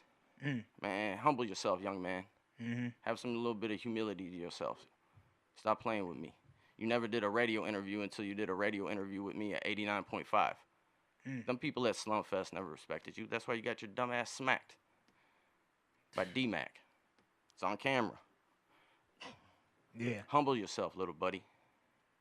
Because you're going to end up doing it to somebody who has no feelings about the St. Louis scene. And they're going to put hands on you. So, man, I'll be gentle about it. When I drop you, I'm going to stop. Right. These other people might not. Bro. Man, that's Yo, that's tough, bro. That's tough. I don't even know what to say after that one, bro. You kind of left me on cause I didn't know it was that bad, bro. Yeah, I didn't know. Yeah, man. I'll put it like this. He said anything else other than going that racial line with me, man. I wouldn't care. I just laugh. But nah, you what? Because even, you know who his cousin is? ICU on the beat. Do you ever heard of Mentors in Motion? Yeah. Yeah, he owns that. Why don't you ask his cousin ICU, Mr. Pitts, who was one of the first people that interviewed them, Mentors in Motion, asked Mr. Pitts, who was one of the first people donating money to Mentors in Motion. Keep that racial shit out of your mouth when you deal with me. I'm not on that shit with nobody. Right. You ain't never seen me use the N-word. I treat everybody with respect. Yeah. My grandmother's black. So ain't no pulling, my ancestors were slaves. So we're mine. Don't pull that shit with me, man. Treat me like a man. I'm going to treat you like a man. Show respect. I'm going to show you respect. We ain't got to be all that. I say this all the time. I think racism was the worst thing that happened in America because we can't even see each other as Americans first. First thing we want to identify is, you white, I'm black. And it's just like, nah, bro, I'm a human being, bro. You know what I mean? Man, my grandmother was a real human person to me. Hugged me, kissed me. I know what she looked like. I'll be damned that I should ever be worried about another person that looks like my grandmother harming me. Right. It's just facts, bro. I'm not worried about that. There's just no reason why he should have said that shit, And I don't know if anybody else has said anything to him about it. I don't care. He need to come see me. Yeah. End of story. Man, well, we're going to shift gears, bro. You just left KC, right? Yeah. How was that? That was that Ray Money. Man, that, KC was dope. Man, shout out to my man, The Popper, my man DJ Rocky Montana. This kid, he's a dope-ass singer out there. His name, Nave Mange. Nave Mange. He did some records with Tech 9. There was some KC artists that music I've worked with. He was on the single, he was on the hook or whatever. So, but he does that spotlight drop mic thing that's out there. Okay. I want to say the artist from here, M.W. Shout out to M.W. He did it out there. And like even when I mentioned to Nave about M.W., he was like, "Yeah, I like that dude's shit. He's hard working, hustling dude." But yeah, we did the drop mic with him. Bo got to do that. Like I said, I took him to, meet my man, The Popper. That way, boom, hey, Bo, you ever out here and I can't come with you and you got, your posters and all that, here's a spot you can come to. Yeah. Just introduce you to someone who I work with like that. You know, it's any artist, whether it was Bo or if it would have been T.W, Tough Po, or anybody, it's on you to build a relationship to these people that I introduce you to. Yeah. You know what I'm saying? I already have my relationship with. There's nothing you can do that's gonna stifle what we already got going. Right. So I'm just trying to show you how I've been winning. I feel that. So, you know, I took that. We did but the show, we got to go to the show. And just to see some of the KC scene or whatever, man. KC got some cool guys out there, man. Mm-hmm. This kid, Ray Money, he's dope. But the one main artist that was the main performer, his name's KC, the Young Boss. Okay. He been making some noise out there for a few years. But that was the first time I ever got to see him. Like, we had talked before, past, because I looked at my Instagram, I sent him a message, and I seen we had talked a few years ago or whatever. But I guess he never sent me music. But but yeah, nah, it's dope. And just to see the crowd. It would look like it was packed that day, wasn't it? Man, the venue spot where it was at, it was called Westport something. I forgot what it was. Westport something. Cool ass parking lot. Had a bar area, pool table area, but then it had like the area with the stage and everything. It's kind of like a Blueberry Hill-ish, if you ever been to Blueberry Hill. Downstairs. But it wasn't downstairs, but like it was that size with the stage. Like the stage wasn't as high up, but it was, you know, you still had a stage. But nah, it was good, cool. And just seeing the amount of people, because there was probably about 100 people packed in this small little spot. The spot probably hold 200 at most. Yeah. But it was a good 100 people in there. Because the parking lot was filled. Parking lot was filled. Along the side streets, everything. But just to see the crowd was into the dude's music and was singing the songs along with, you know, for him to be able to, and they're still rocking away with it. And I've seen that in plenty of other cities and stuff too, and it just tells me people just need to travel more. Mm-hmm. But KC is different. Them guys, they'll go to the Omaha, Nebraska. They'll go to St. Joe, Missouri. They'll go to Joplin, Missouri. They're going to Springfield. They're going down to Tulsa. They're going to Wichita. They're doing these shows, getting their little 2 racks or even a rack. Or sometimes they rent in the club themselves. Man. And seeing what they can do off it. But you don't hear about St. Louis artists doing that much like that. Nope. You don't hear them going to Carbondale. You don't hear them going up to SIUE. Yeah, or even going down to SEMO. SEMO right down the street. Right down, yeah. You know what I'm saying? You ain't lying, man. You don't hear about none of that stuff. St. Louis, the difference between St. Louis and Kansas City was the different teachings of the music business. St. Louis, like I said, Nelly hit a grand slam on a lead off with empty bases. Right. Only thing we've ever looked at was to get through that door of the major industry. There wasn't nobody sitting here talking about, yeah, I'm moving CDs city to city. I just sold 2,000 out the trunk in Kansas City. Or I was just in Chicago, sold 5,000 out the trunk. I was just in Nap, did another 5,000 out the trunk. You don't hear St. Louis talking about that. Nope. You know what, man? And what I'm hearing, bro, is basically I feel like I'm talking to Tarboy all over again, bro. And Tarboy, that shit, man. Tarboy is one of those few people here in St. Louis that I have no problem shutting up and listening because I know he gets a check off this. Right. He makes nice checks off this shit. And I say this in the most polite, most respectful way to anybody in St. Louis, man. If you guys are in a room with people who actually make money off the music, man, open your ears. Shut your mouth and open your ears. Get back. Observe. Listen. You might learn something.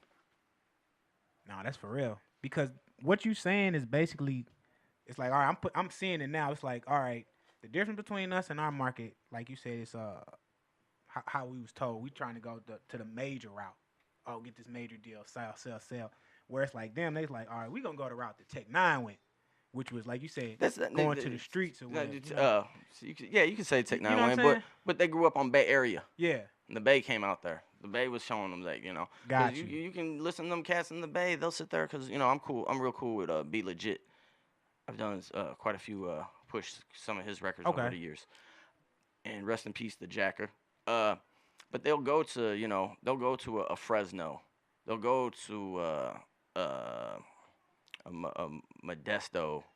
You know what I'm saying? They'll go to a town of 100,000, but they're in the 100,000s in the middle of nowhere. Right. You know what I'm saying? Like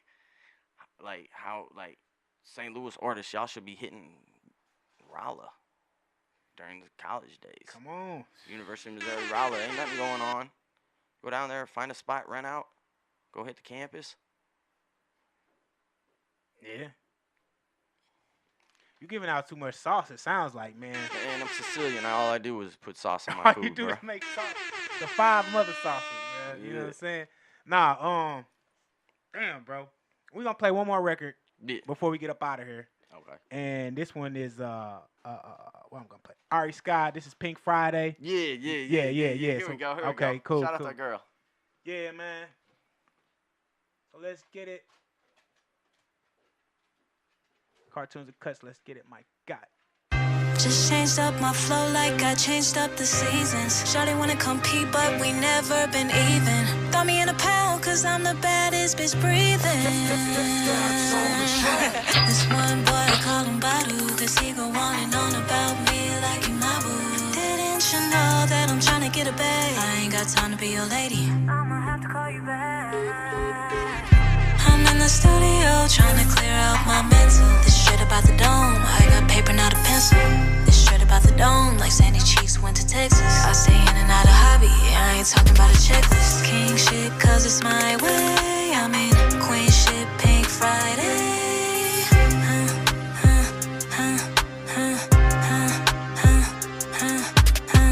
Like I'm really setting it off. If you wanna throw shots, then we could go bar for bar.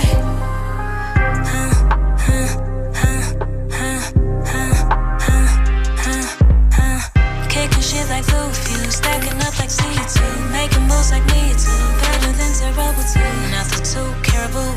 I'm concrete on my business like I'm tryna fix the roof. I'm concrete on my business like my bar's up in the stool. I think your nigga wanna bite, he's tryna eat me like some stew. But I know he a dog, by the way he dogging you. Like baby, get a clue, he in them streets like avenues. Just changed up my flow like I changed up the seasons. Shawty wanna compete, but we never been even. Throw me in a pound, cause I'm the baddest bitch breathing. King shit, cause it's my way. I mean, queen shit, Pink Friday.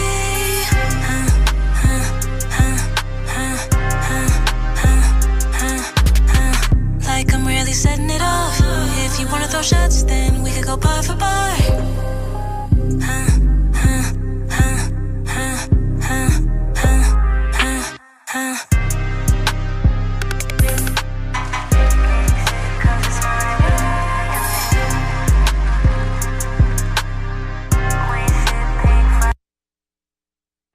That's what's up, man. I had seen her name around. I think she's.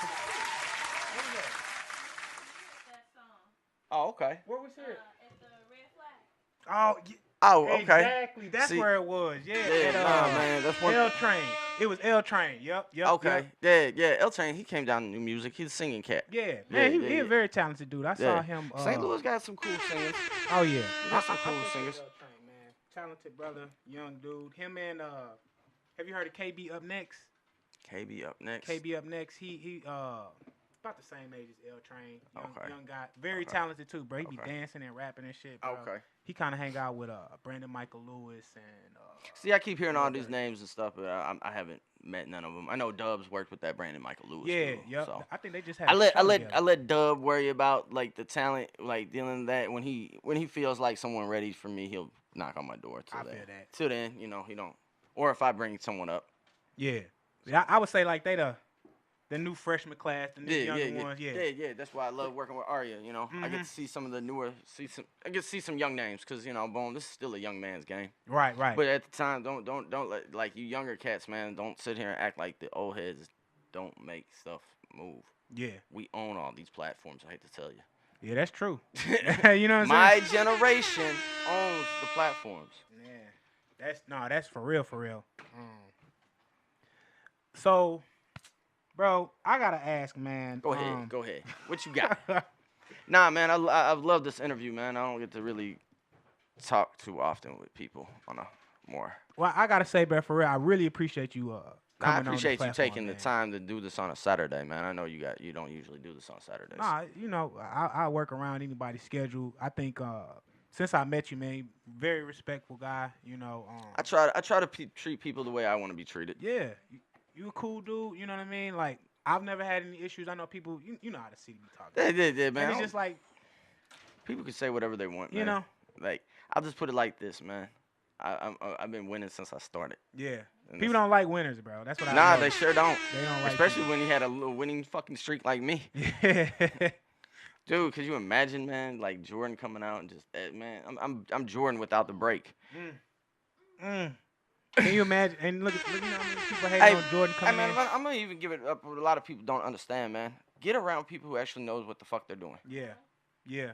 I'm really was around people who understood the fucking business, man. My boy E.C. Illa, man. Like I've told him, I don't give a damn how annoyed if he gets ever annoyed with me whenever I do interviews. I'm gonna always bring him up. He taught me this business, man. When I went to Chicago, I'll never forget. When I got up there, it was just teaching me shit, just the fans and shit. Just like, man, this is my start in music. All right, this is my start. Can you imagine your first months of dropping a project with the artist? We was always online getting compared to all the Chicago groups or whatever, and then there was before it was called blogging, there was a site called southwestconnection.com. Okay. We did a bunch of interviews with them group wise to solo stuff wise. Like he always was interviewing these Chicago artists, but he also was reviewing the music. I'm talking track breakdown, tracks, reviewing shit. This was blogging before it was called blogging. And me and dude became real cool, and I was just like, hey, where are you getting on the Chicago shit? Because, you know, we keep getting compared, and he gave me the site. Man, I ordered like $400 worth of fucking music. God damn. Man, they had all these do or die. But nah. Oh, well, check this out. This is important. All the music was $20 a CD. Okay? Okay. Check this out. So, like, the only way you was getting a lot of this music, you had to be in Chicago. So, spending that 20, especially if you want it. I'm talking, they had a bunch of do or die shit that I love do or die. Yeah. I had a bunch of do or die, some crucial conflict shit, like a whole bunch of like shit. So, you know, but when I got the package, got the business card, in the back of the business card there was a studio info. So, you know, I called the store, and I was told who owned it was a rapper named E.C. Illa. E.C. Illa was signed to Legendary Traxster. Do you know who Traxster is? Yeah, For people who don't know who Legendary Traxster, that's dude who can twist his Adrenaline Rush album, Do or Die's Picture This album. The whole, he's got a lot of plaques. He was signed to that, signed to Traxster or whatever. And when I'm talking to him, you know, just on some, hey, I was told that, you know, the store is owned by such and such. He was like, yeah, this is him. And I was like, oh shit. I was like, hey, I was like, my group Lyrical Warfare, we just dropped an album. I didn't mention the city I'm from, nothing in this conversation. He was like, y'all them dudes from St. Louis, right? I was like, come again? Dang. Exactly. And I was like, he was like, nah, I got people coming into the store looking for your shit. I got people coming to my online store looking for your shit. I was like, well, shit, we just dropped. So he was like, I was like, how many CDs you need? He was like, man, if you can, you know, 20 to 30 would be great. So I just got some studio time and took my artist at the time, Tantrum, a.k.a. Dirty Boy Montana, up there to record. And while we were waiting, dude who we were supposed to do some songs with, he didn't show up, but it was all right. We sat there for hours just chopping it up, talking, man. I was learning so much. And we went back up 2 weeks later. This man hands me an envelope full of cash. He was like, man, I got like 3 CDs left, but he was like, I've made plenty of money here, you know. The money for those 3 CDs are in there too. He's like, he's like, let me know when you get more. And I was just like, boom. I was just like, damn. So I say that to say, if you can show people who's in this industry, who are already in the business of the industry, if you can show them you can earn money, they're going to open the door for you. They're going to open the door, yeah. You know what I'm saying? And I was in a position to where I had a group. We had a fan base. I figured out how to get to the fan base. Damn. And, you know, boom. But, you know, that's why I'm always in Chicago. You know what I'm saying? My #1 market for Midwest Mixtapes radio is Chicago and the Chicago suburbs. Got it. Yeah, because you surely is always in Chicago. Every other post, it'd be like, yep, I'm in Chicago or headed to Chicago or Chicago fucks with me or somebody tagging you from Chicago type shit. Yeah, I see that a lot. Man, there's artists here, man. Be careful talking about me, man. You can't go to Chicago. You will get hurt. hey, straight up. Hey, this ain't nothing I asked nobody. So we'll just leave it at that. But, I learned the business up there. I was around people who actually knew the business side of it. But then also as an artist, I was around Psychodrama. I'm around Triple Darkness. I'm around the Snipers. I got around the Crucial Conflict. So when dude gave me the opportunity, I'll put it like this is how crazy it was.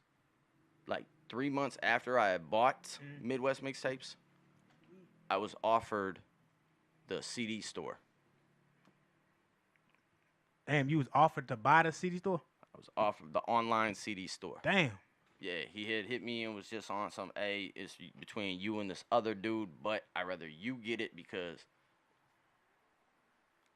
I see you have a long-term agenda with this music business. My bad. No, you good. Can you tell Justin to come back so he can lock the front? I ain't got the key. Yeah. But yeah, when I got that online store, I really got to talk to fans. Like I'm talking about, I'm selling these CDs at $20 a pop.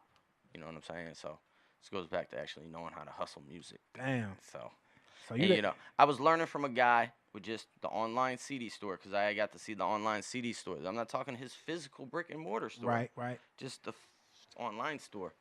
Man, there was a good like 5 years that he made 6 figures off the online store alone. Damn. I got in position to be around fans. What I say was a fan earlier? Yep. Yeah. People that ain't got nothing to do with, nothing to do with music. We just want to listen to it. We just want to listen to it. Damn. Midwest Mixtapes ain't nothing but an online store. Yeah. You know what I'm saying? I'm more worried about attracting fans than I am industry people. Because the more fans I have, the more industry people I'm going to attract anyway. That's true. If I'm attracting fans, I'm making money. Right. And then industry people going to fuck. Oh, you making money. I want to get on this train too. You know what I mean? We can make money together. Because what I just said to Justin earlier. Yeah. Hey, let's collab. You know what I mean? Something I ain't got to do nothing with. Yeah. You know what I'm saying? Like, and that's how it should be. Yeah. I don't know, man. Motion meets motion, bro. So what is next for Midwest Mixtapes, man? Are you going to have a record label, bro? Man, I've been having a label and stuff. Okay. Like, I'll just put it like this, man. I'm waiting on, like I said, man, I'm not, there ain't nothing to hide. I'm invested in Dub. You know what I'm saying? Like I said, we got a project with Dave, the producer, Dave the King. I'm executive producing that. I'm on some co-executive producing of the American Outlaw project. Okay. Like even this Sets on the Wall, even though it ain't got nothing to do with me, man, I'm still part of Audacity Music Group. So I'm still pushing it like I am making money off it. You know what I'm saying? So, but stuff like what I was doing with Petty. What I do with Petty, I would love to do with a lot of artists, but it's got to be my way. Right. Because I hate to be that way, but most of these artists, man, you don't have the fan base I have. You know what I'm saying? I'm trying to give you a good jump-off spot. I'm trying to help. Like my man, the Popper, said to Bo Dean this in Kansas City. He was like, it's crazy that more St. Louis people don't travel with me. Because I invite a lot of people to go with me. I invite from artists to the behind-the-scenes people to DJs. And he was like, the fact that you guys don't understand that Midwest Mixtapes is a huge cheat code for this city, and they don't take advantage of it. Man, for real. Like, those people are all when Bo reaches out to them, they're going to take Bo serious. Why? They met him with me. You know, but like I said, then it's on for Bo to handle his business on that end with them. Right. To keep that relationship going. Other than that, most of the stuff is nothing more than introductions to people. I feel that. And having a quality introduction. You know, not just anybody. Right. Like, because like with the Popper, me and him, shit, his first mixtape was on the site back in like 2009. Like in my old commercial that I have online, Popper's on it. You know, like this is someone I've known for years. So, you know, boom, he just even last time when I was out there when I was on the Coalition DJ stuff tour, I went by the store, but he wasn't there. His boy was. But for me to able at the time, he had just dropped that record with K-Stylus and Tech 9, the Dumb Booty record. Yep. I had that first thing you see when you pull up the site, whether it's the laptop or on the phone. And I just pulled that up for him, and he was like, "Oh, you messing with Pop? All right, bet. I'll talk to him later."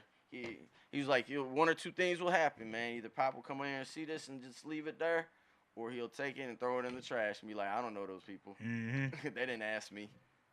But nah, I walked in, it's me. Damn. So yeah, your name, you got you know, carries boom, weight. that's in a lot of cities, man. Like it's happened quite a few times. There's been times. Shout out to my girl Michelle Harry. She's a chorus teacher at some high schools. I'm not sure what high school she's at right now, but she had hit me one time on some Adam. I'm listening to XM radio. I forgot what station. It might have been Shade 45. I'm not sure or whatever. But she's like, the DJ just shouted you out. And I didn't know who it was at the time, and then next thing I know, at the same shout out talking about. J-Dawg and Mo Lyric and Jasmine Owensby, they were on their way down to Atlanta, and they were listening. They heard the shout out. Oh shit! Yeah, and they even like I know I forgot if it was J-Dawg or who had tagged me on Facebook with that one, just to say, hey, we hear it. It turned out to be my girl DJ K Young up there in Iowa. Man, so. That's major, bro. Yeah, just to get love like that, and you know, stuff that had nothing to do with me, and it was just I don't know, random humbug. It's you know. So. Man. So what's one piece of game? I ain't got mine. Oh yeah. Hold up. My bad. I'm trying to. Nah, we good. That's what I like about it, you know. Yeah. That's that homeliness, man. You know. I don't like utopia. Everything can't be perfect. Right. I like a little rough in there. Nah, I was finna say, what's one piece of advice that you would give to any artist that's listening right now or, you know, in the future, man? Own your name. Own your name. Own your name. Come on, LLC that thing. And LLC ass that cap shit, it. copyright. Okay? Whatever you got to do to own your name. Like, really look up your name first, man. Like, you don't ever see me. It's very rare that you see me introduce myself, hey, Jesse James, anymore. You know what I'm saying? Like, you know, Ozone Magazine days and all that was DJ Jesse James, whatever. But, you know, there's a lot of different Jesse James. A lot, from DJs to artists. That's why I turned into Tommy Howard. Do you know who Tommy Howard is? Thomas Howard? Nah, man. You know the story of Jesse James? I know the story of Jesse James, the gunslinger. Pow, pow. Right. But Tommy Howard, I don't know. Yeah. Thomas Howard was his a.k.a. Oh, straight up? Yeah. That's funny as hell, bro. So I'm always Tommy Howard. I mean, I'm always Jesse James. You always Jesse James no matter exactly. what. That's funny as hell. Tommy Howard. Yeah, it's real. No different than, like, you know, if I was a rapper from Chicago, you know how everybody got the Capone name and stuff. Yeah. I would go by Al Brown. That's funny as hell. That's his alias. That was his alias. That's funny as hell. Yeah, man. Think a little deeper. You know, that's funny as hell, bro. I can't even lie, man. But yeah, own your name. Own your name. Like there you can't. There's nothing you can say Midwest Mixtapes and not think of me. Right. Own your name. Do no different than, you know, I got into it with a certain DJ here. I'm not gonna mention their name or whatever, but they had, you know, their mixtape was blatantly called Midwest Mixtapes, and they were doing it with a DJ from out of town, and you know they swearing up the town that the DJ from out of town came up with the name, but I'm sitting there like, yo, but you know that's my name, right? Why would you do that? Like, you could have picked up the phone, we could have had a conversation, but you turn around and like, nah. You could have people spending money there thinking that it was mine. Coming to me. Exactly. So that's bad. I mean, it basically help you out. Bad marketing on their behalf, because then they're going to be like, hey, you know what I'm saying? Adam, you put this shit talk together? with them cats and shit, you know, but at the same time, it's like, yo, like, people knew right away, like, when they saw the people advertising, multiple people tagged me on that shit. Like, yo, Adam ain't going to play with this. Like, yo. Nah, man, don't play with my family, and don't play with my music, and don't play with my business. That's all I ever ask of anybody, man. I'll treat everybody fairly and equal as possible and respectful as possible, but man, step on my toes, man. Shit, your face is going off my knee. Hey, straight up. Step on my toes, don't say excuse me, man. Your face going off my knee. Man, that's real shit, man. So, man, anything else, bro, that you want to say before we get up out of here, Man, bro? don't promote. Dear artists, man, I don't see you guys promoting yourself as your music on Facebook. Sometimes I forget some of y'all rap. Damn. I do too, because it's like a lot of times all I be seeing y'all just arguing. And it ain't necessarily like making every post about your music, but man, 1 out of 10. Yeah. Post a link. Yeah. Get on Twitter. Say something. Talk to fans. Talk shit back to fans talking crazy to you. Do something. Right, do something. Do something. Promote. Just promote. Like with my girl Petty. And I told her. Because she asked me about, she's like, oh, should I perform? She got her debut project. And I always try to, she got like 3 projects out. Her first one, the Trench Bitch Volume 1, and now Trench Bitch Volume 2. And I told her, she was like asking me, she was like, hey, should I do any music off such and such? I was like, but she's told me she's had problems with the guy she did the project with. I was like, are you making any money off it? I was like, do you have access to see how to make them if you're making any? She's like, no. I was like, well, then fuck it. I was like, if you don't have no access to the money, why promote it? I was like, you ain't seeing nothing off it, right? I was like, you seeing stuff off Volume 1 and Volume 2? She's like, yep. I was like, well, then there's your answer. Promote what's making you money. Man, that's smart right there. Promote what's making you money. What can make you money? Promote what's making you money, man. Get back to physical. Physical. Like even my man, shout out to my man, Gutter Israel. He made some cassette tapes. But the cassette tapes are SUB flashes. Yeah, he told me he was selling them like $10 or $20 a pop and shit. I told him that was hella smart. Yep. Get back to the physical, man. Get the like I said, man. You guys treat the Spotify's, the Apple Music's, the digital dollars, man. Treat that like a extra check. Treat that no different than a publishing check, a sound exchange check. Just boom. Because even with stuff like that, I turn around. I got investments, man. I'll turn around and say, like from CD Baby, my catalog just generated me $50 this month, man. I turn around and put that $50 in investments. See, you're talking about investments and everything, man. So yeah, man, this is deeper than that, man. Everybody got to start somewhere, man. So I started in the industry at 22. I'm about to be I'm 45 right now. I'm 46 in the end of December. That's what's up, bro. So yeah, and I've been making money the whole time. Hey, I spent some money, but yeah, the minute I got to really learn how to make money, man, it's been on. Yeah. Like I said, get around people who know how to make money in this industry, and you'll do good. Man, whatever you have it, man, y'all definitely need to tap in with Midwest Mixtape, a.k.a. Adam Murphy, because you show how to make money. And that's what people trying to do anyway in this industry, right? Right. Anybody who acts like this, oh, man, I do this for the love, man, shut the fuck up. Right. Man. I hate to be rude and mean like that, but let's be honest. Everybody wants to make money off something they create. Yeah. And you know what? Before we go, can we talk about the DJ versus artist stuff? Yeah. Can we? Cool. I wanted to ask you that. Now I'm gonna put it like this, because I was trying to make a video, and I can't make a video just talking into a video without somebody. I need somebody to talk to. I can't do that video stuff.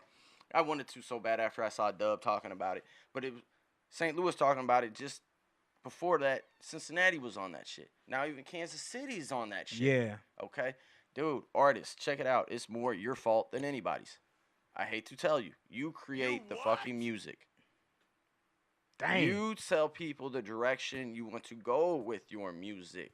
If you are seeing people not messing with you, I grew up playing baseball. 3 strikes, you're out. Give people 2 chances. After that, cool, move on. If you do not see somebody, like, shout out to my boy, rest in peace, my man Crydine.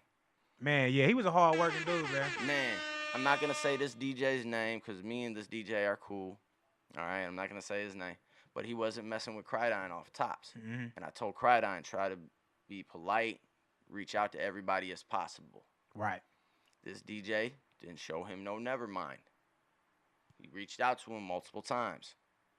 Like he said, he was the type, he paid attention to a lot of shit I said, man. One of his closest boy, the dude who actually introduced me to him, he sent me a nice, after Crydine passed, he sent me a nice, like, inbox letting him know how much I meant to Crydine. So, when the stuff with Big Hef, when he started working with Big Hef, and he had the Demon Time record with Big 30 out of Memphis. Was doing numbers. This DJ reached out to him.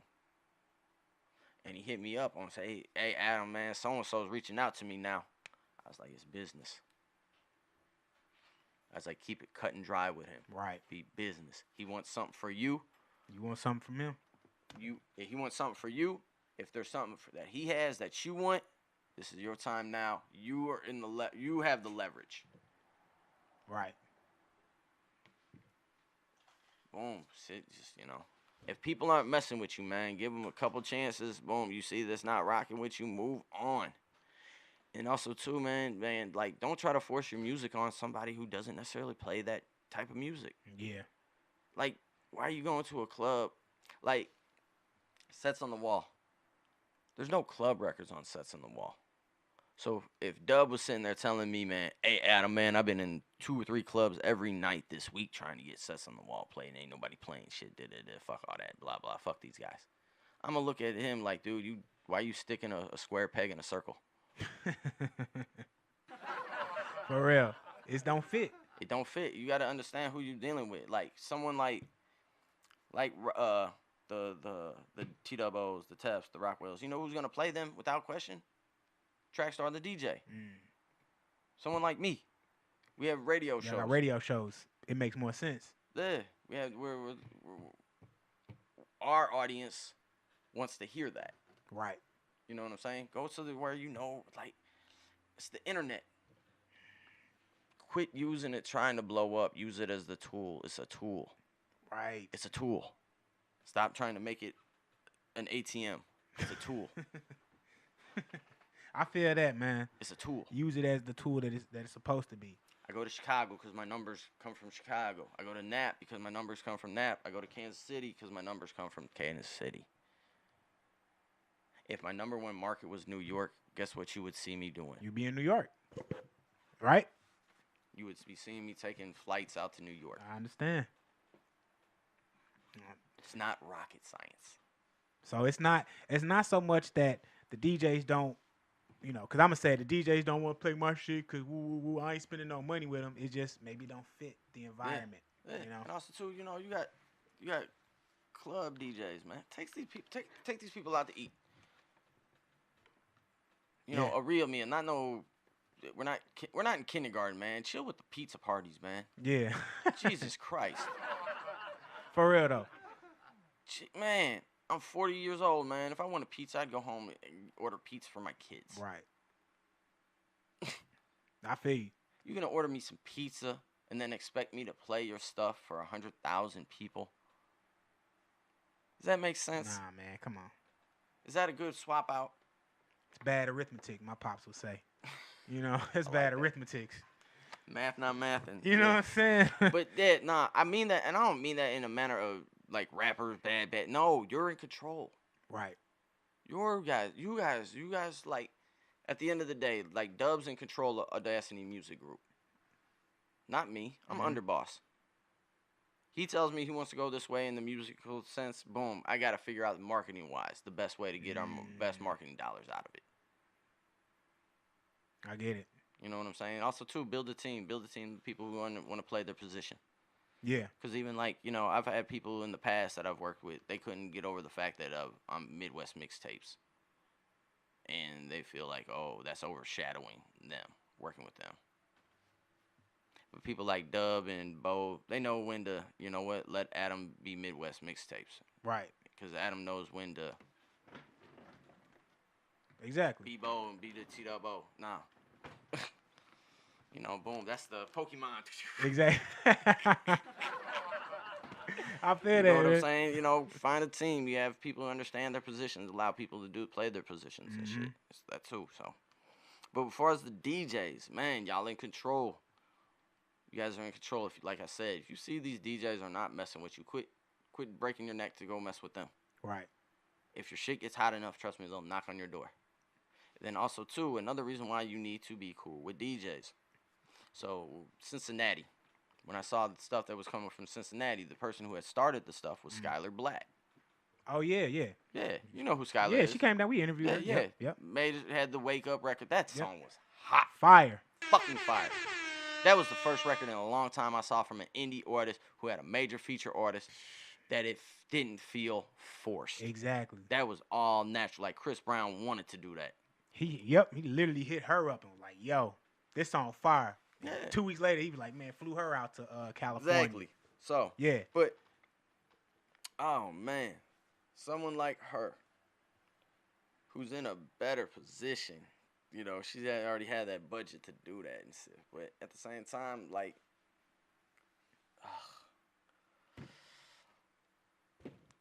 Skylar. Like, when I met her, when she came here, I pulled her to the side and I was like, hey, none of these people know who you are.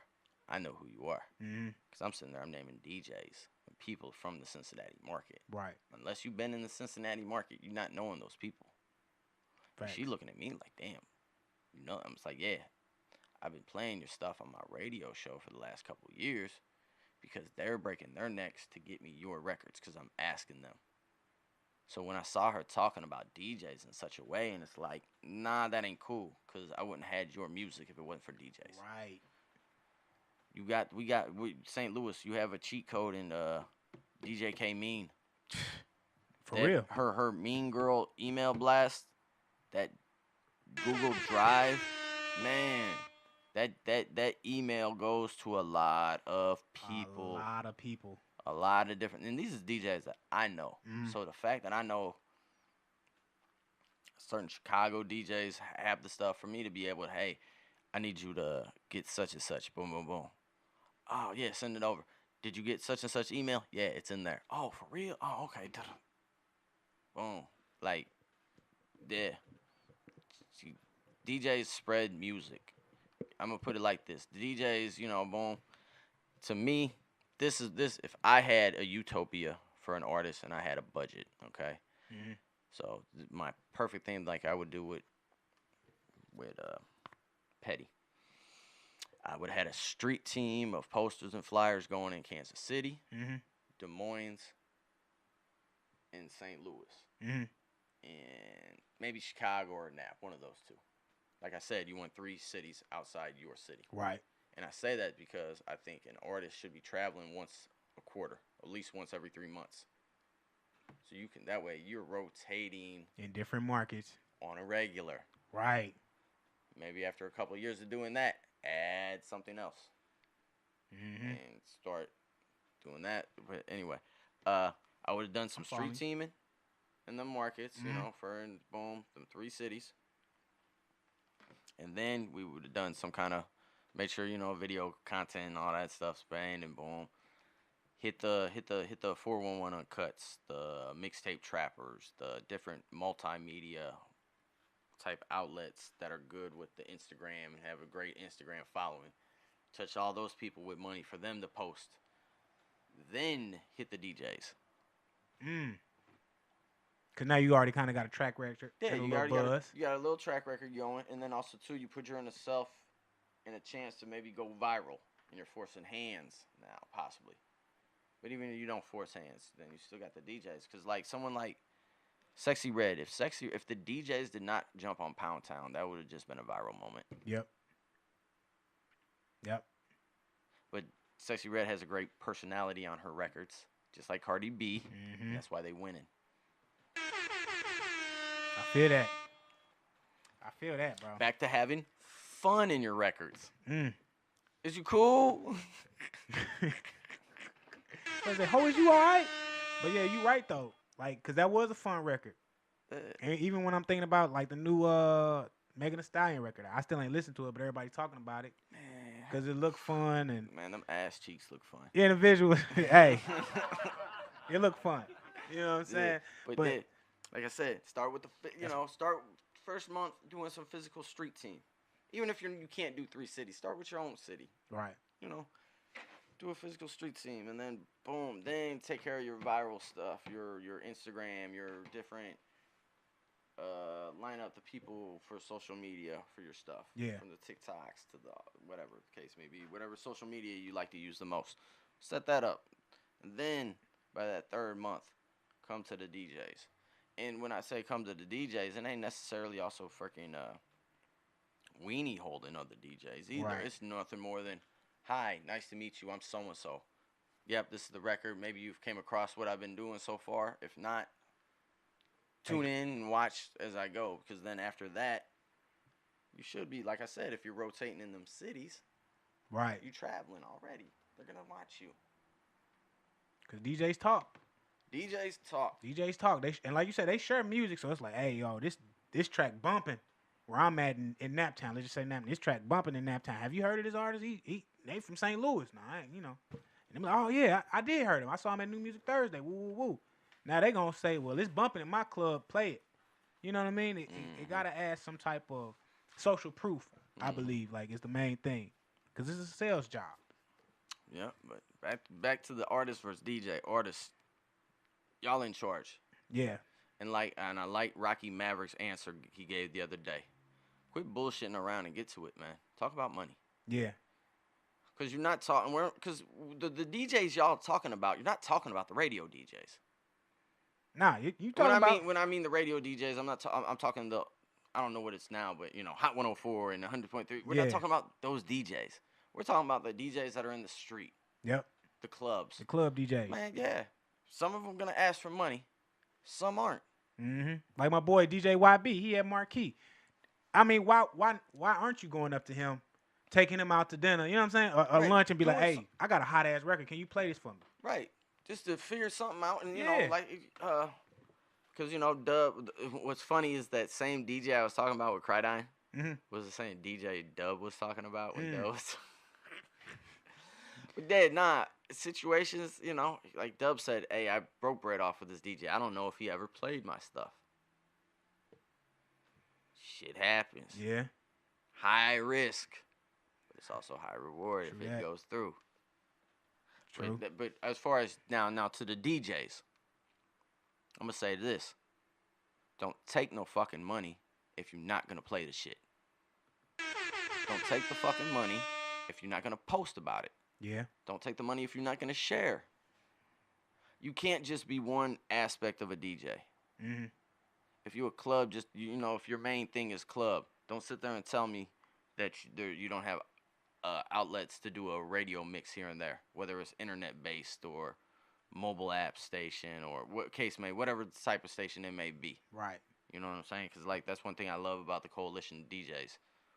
We have every angle covered, from the club to my radio show to the Mean Girls radio show that comes on, like, the hour right before mine. Mm-hmm. So there's some artists that their music back to back on the weekends on our station and shit. You know, and we're talking about my my show averages 128,000 listeners. When I did that one weekend, that was because Bo and Dub had birthdays back to back, and that was just that happened to be falling on a weekend or whatever, and I made it was just a T-Dub-O Bodine show. Yeah, 132,000 plus people turned in. That's major, bro. Dude, I'm doing numbers that the big league people can't ignore. Mm-hmm. And once again, the people I'm working with, everybody knows he's legit. He ain't back there doctoring the numbers. Right. Ain't no bots behind that. You know what I mean? Because even like he told me, man, because I asked him, I was like, hey, as my show has been, the numbers have been going up. What's been the other show's numbers? And he said, yeah, nah. The fans you bringing in are new fans, and they're tuning into other stuff. They're coming and staying and listening to the station as a whole. Right. They tuning in more. Yes, our shows during the week have more numbers and shit like that. So I always thought that was dope. Damn, that's hard. So it's beneficial to the whole program. Yeah, yeah. Caitlin Clark, bitch. That's funny as hell, man. Yeah, Caitlin Clark effect. Yeah, on me, though. Yeah. All the boats are tied and rising and shit, man. You know what I'm but saying? but like I said, artists, y'all in control. But you got to be smarter than this no more, man. It ain't just, hey, I'm going to the club. I'm trying to get, man, you're not a club rapper, man. You're not known to be in a club, man. Right. That's like, huh? Like, I don't want to see an ugly rapper talking about pulling bitches. Yeah, for real. real. You know what I'm saying? Yeah. I don't believe you. Especially if you got some model-ass chick. And it's like, nah, bro, stop. We know you paying, bro. Man, stop the fantasy. I'd rather you see a woman, natural woman that you would naturally get. Make it more believable. I feel it more, but that's another story. But Yeah. artists, man, y'all in control, man. Use that internet as a tool. Ask simply what type of records they like to play. Hey, your records might not work for their club show. But hey, guess what? They might have a radio mix that they do that they can put in there. Yeah. You know what I'm saying? It's other avenues than just the club, man. DJs are more than just club DJs nowadays, man. You got the DJs that are known to be constantly doing the high school dances. True. Weddings. There's plenty of DJs, plenty of outlets. It's just boom. You can't quit expecting, like Rocky said, man. Yeah, money involved. Start speaking it. Start speaking up from people are gonna take you more serious when you're upfront about it. Yeah. You know, once again, shout out my man dawg. He hit me one time back in the day. And this was right around, he was the big guy. He was the main name at the Tony J Traffic Music Awards at this one point. And King Odie had hit me and was, you know, hey, you know, blah, blah, blah, this, that. Cool. Well, when I talked to him, Jay tells me, man, because me and Jay real good friends now. He tells me about a couple years later, he's like, man, I thought you was the biggest asshole in the world, bro. After that conversation we had, he was like, you just kept using these big industry words and shit. He was like, it wasn't the fact that I didn't understand it, but he was just like, you was just so on point and you was just so firm in how you were speaking and shit. And he goes, but I understand why you act the way you do after I started when he opened up his studio. He was like, yeah. He goes, I understand why you act the way you do now. I was like, yeah, I'm not trying to be a dick to nobody and shit, but at the same time, I'm not going to allow anybody to disrupt my peace. Right. I'm not going to disrupt this flow of great talent that I'm pushing through the door of these people, man. Like, what people don't understand, man, the second person I ever worked with was? Nah, who's that? Freddie Gibbs. Damn. Midwest Mixtape got Freddie Gibbs' original fucking push. That's major, bro. These are facts. These are facts. What you call it? I can show you pictures of this one guy. He always taking pictures. This is my big brother from Gary. Yeah. This is my drama ward brother. This is something deeper than rap. This dude that he runs with. Like, me and him had to sit down and talk about stuff. Damn. So Freddie Gibbs. When they talk about he was on a back burner for Interscope, yeah, I helped him get noticed to get that. This is 05. Man. And then shit, most recent was Cash Doll. Damn. She did 1 million+ streams on my Automac page. It got added to like nearly 1,500 different Automac playlists. Yeah. She was doing Nelly numbers. Damn, and she came out swinging. She came out swinging, man. She was hitting so hard. Her label that she was signed to in Detroit that she was having problems with. And it goes back to having relationships. Man, Dorian I was telling you about, he was part owner in that label that helped put on Cash Doll. Okay. Oh yeah. Yeah. Well, their lawyer was sending out cease and desist letters to different platforms who was having her music on there. I hit Dorian on some like, yo, what's this about? I ain't got to come down, blah, blah, blah, da, da, da. When I told him the numbers, but I showed him, I was like, hey, those numbers are touching the other artists from the label that you have on the sites. Right. They're pushing. That's when he was like, if that's the case, you good. He was like, never mind. Yeah, he was just on some, he understood business. Damn. He looked at it a way of, you know what, he was like, email them back, tell them that I gave the approval, leave my phone number. He was like, you have a number not everybody has.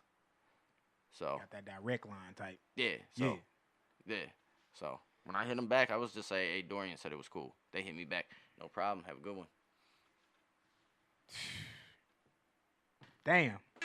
Yeah, no, I've put people out.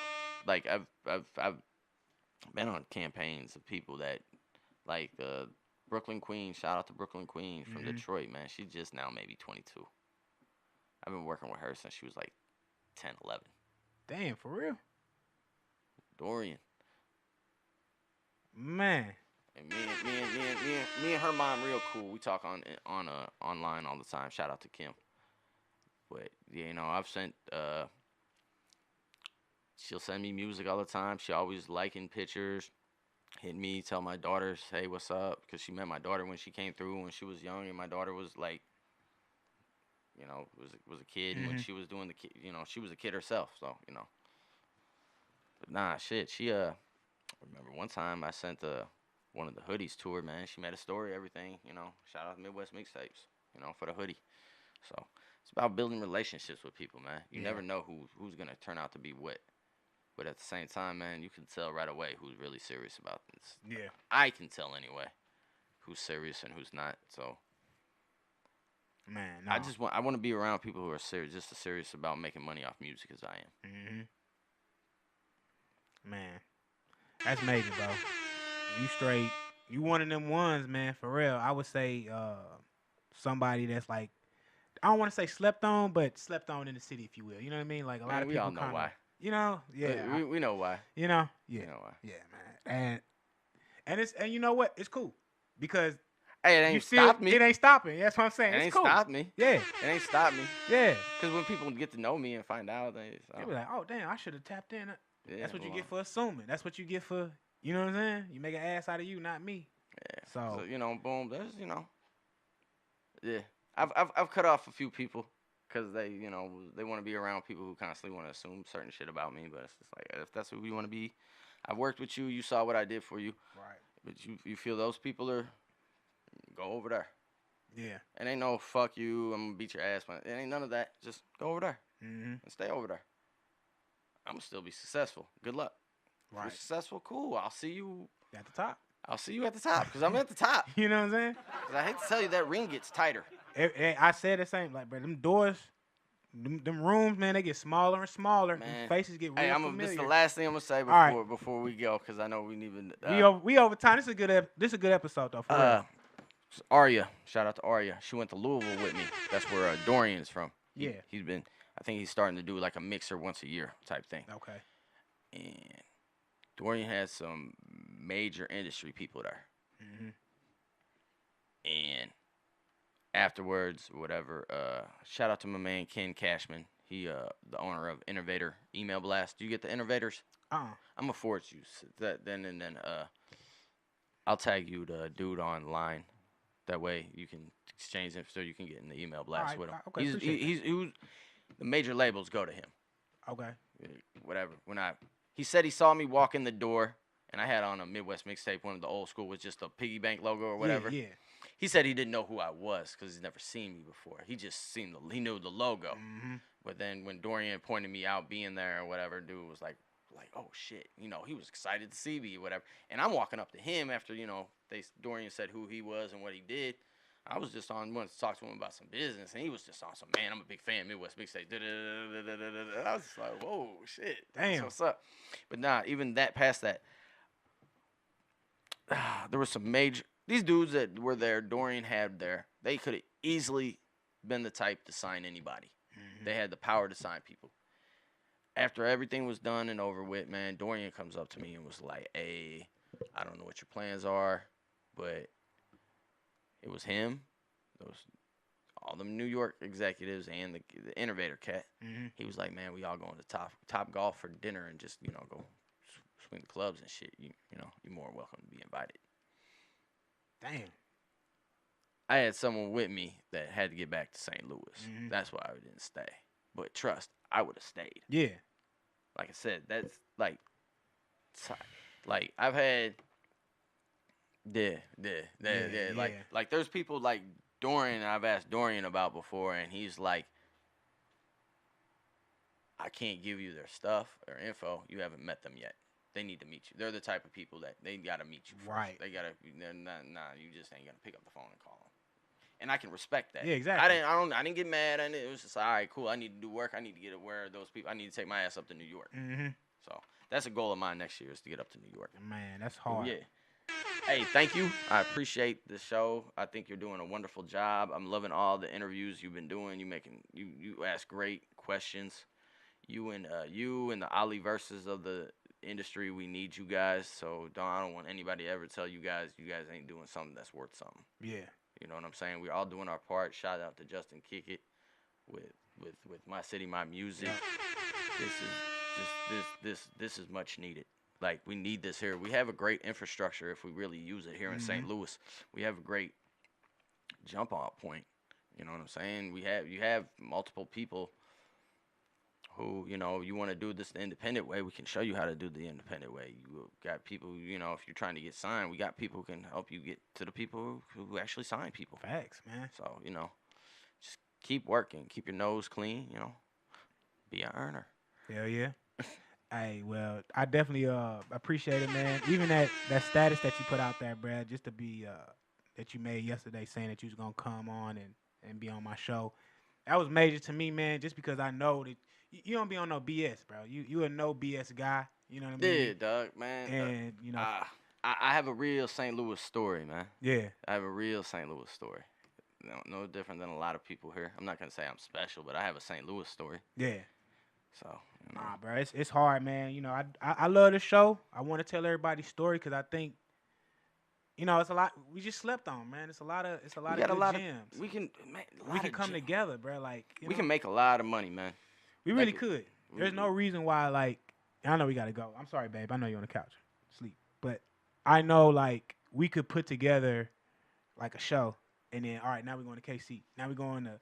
There's no reason why we're not doing our own chitlin circus here in St. Louis, like, to be honest. And I think it's only because of ego. And I think if people start seeing... It's cliquish. It's ridiculous. It's too cliquish, man. It's cliquish and it's ridiculous, man.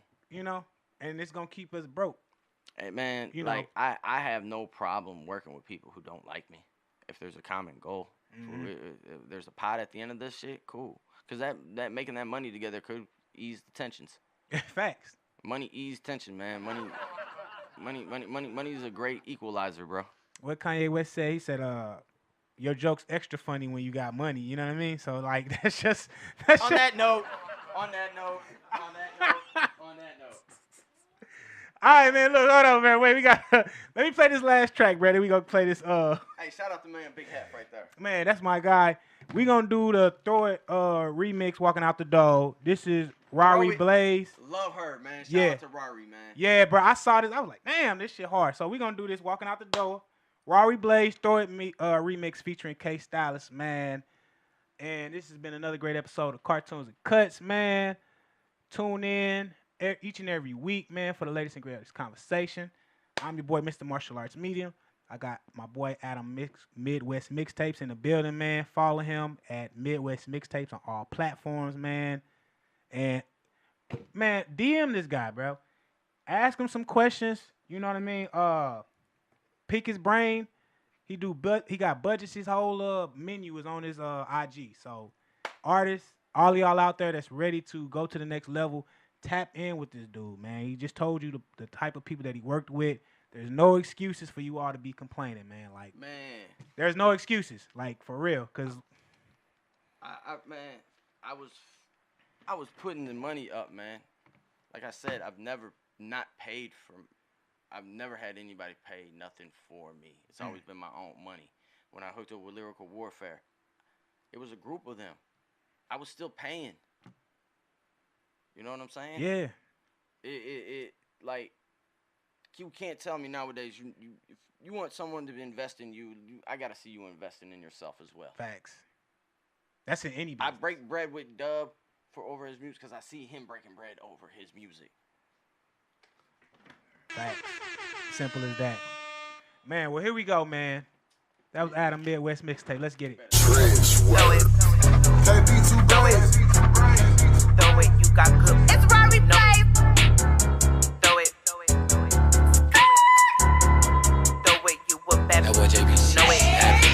She a bad little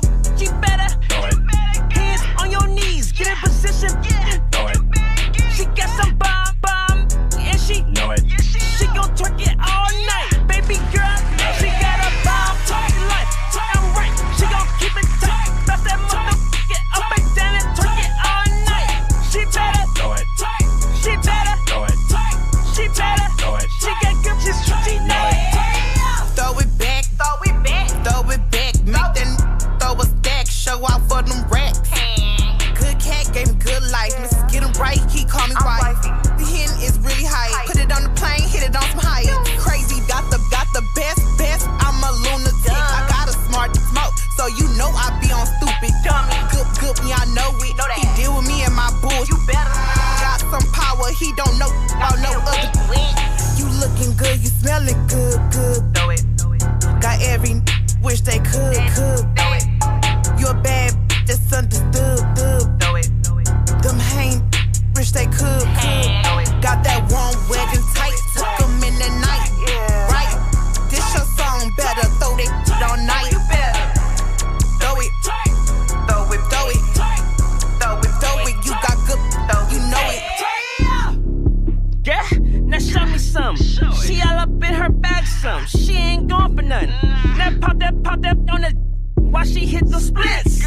That's my type up, and I love the trick. Hold on, girl, pop that for bestie. Pull up in the Rari for the Rari. Told her how I've been, let's go see bestie. Pulled up to the party. She better throw it. She better throw it.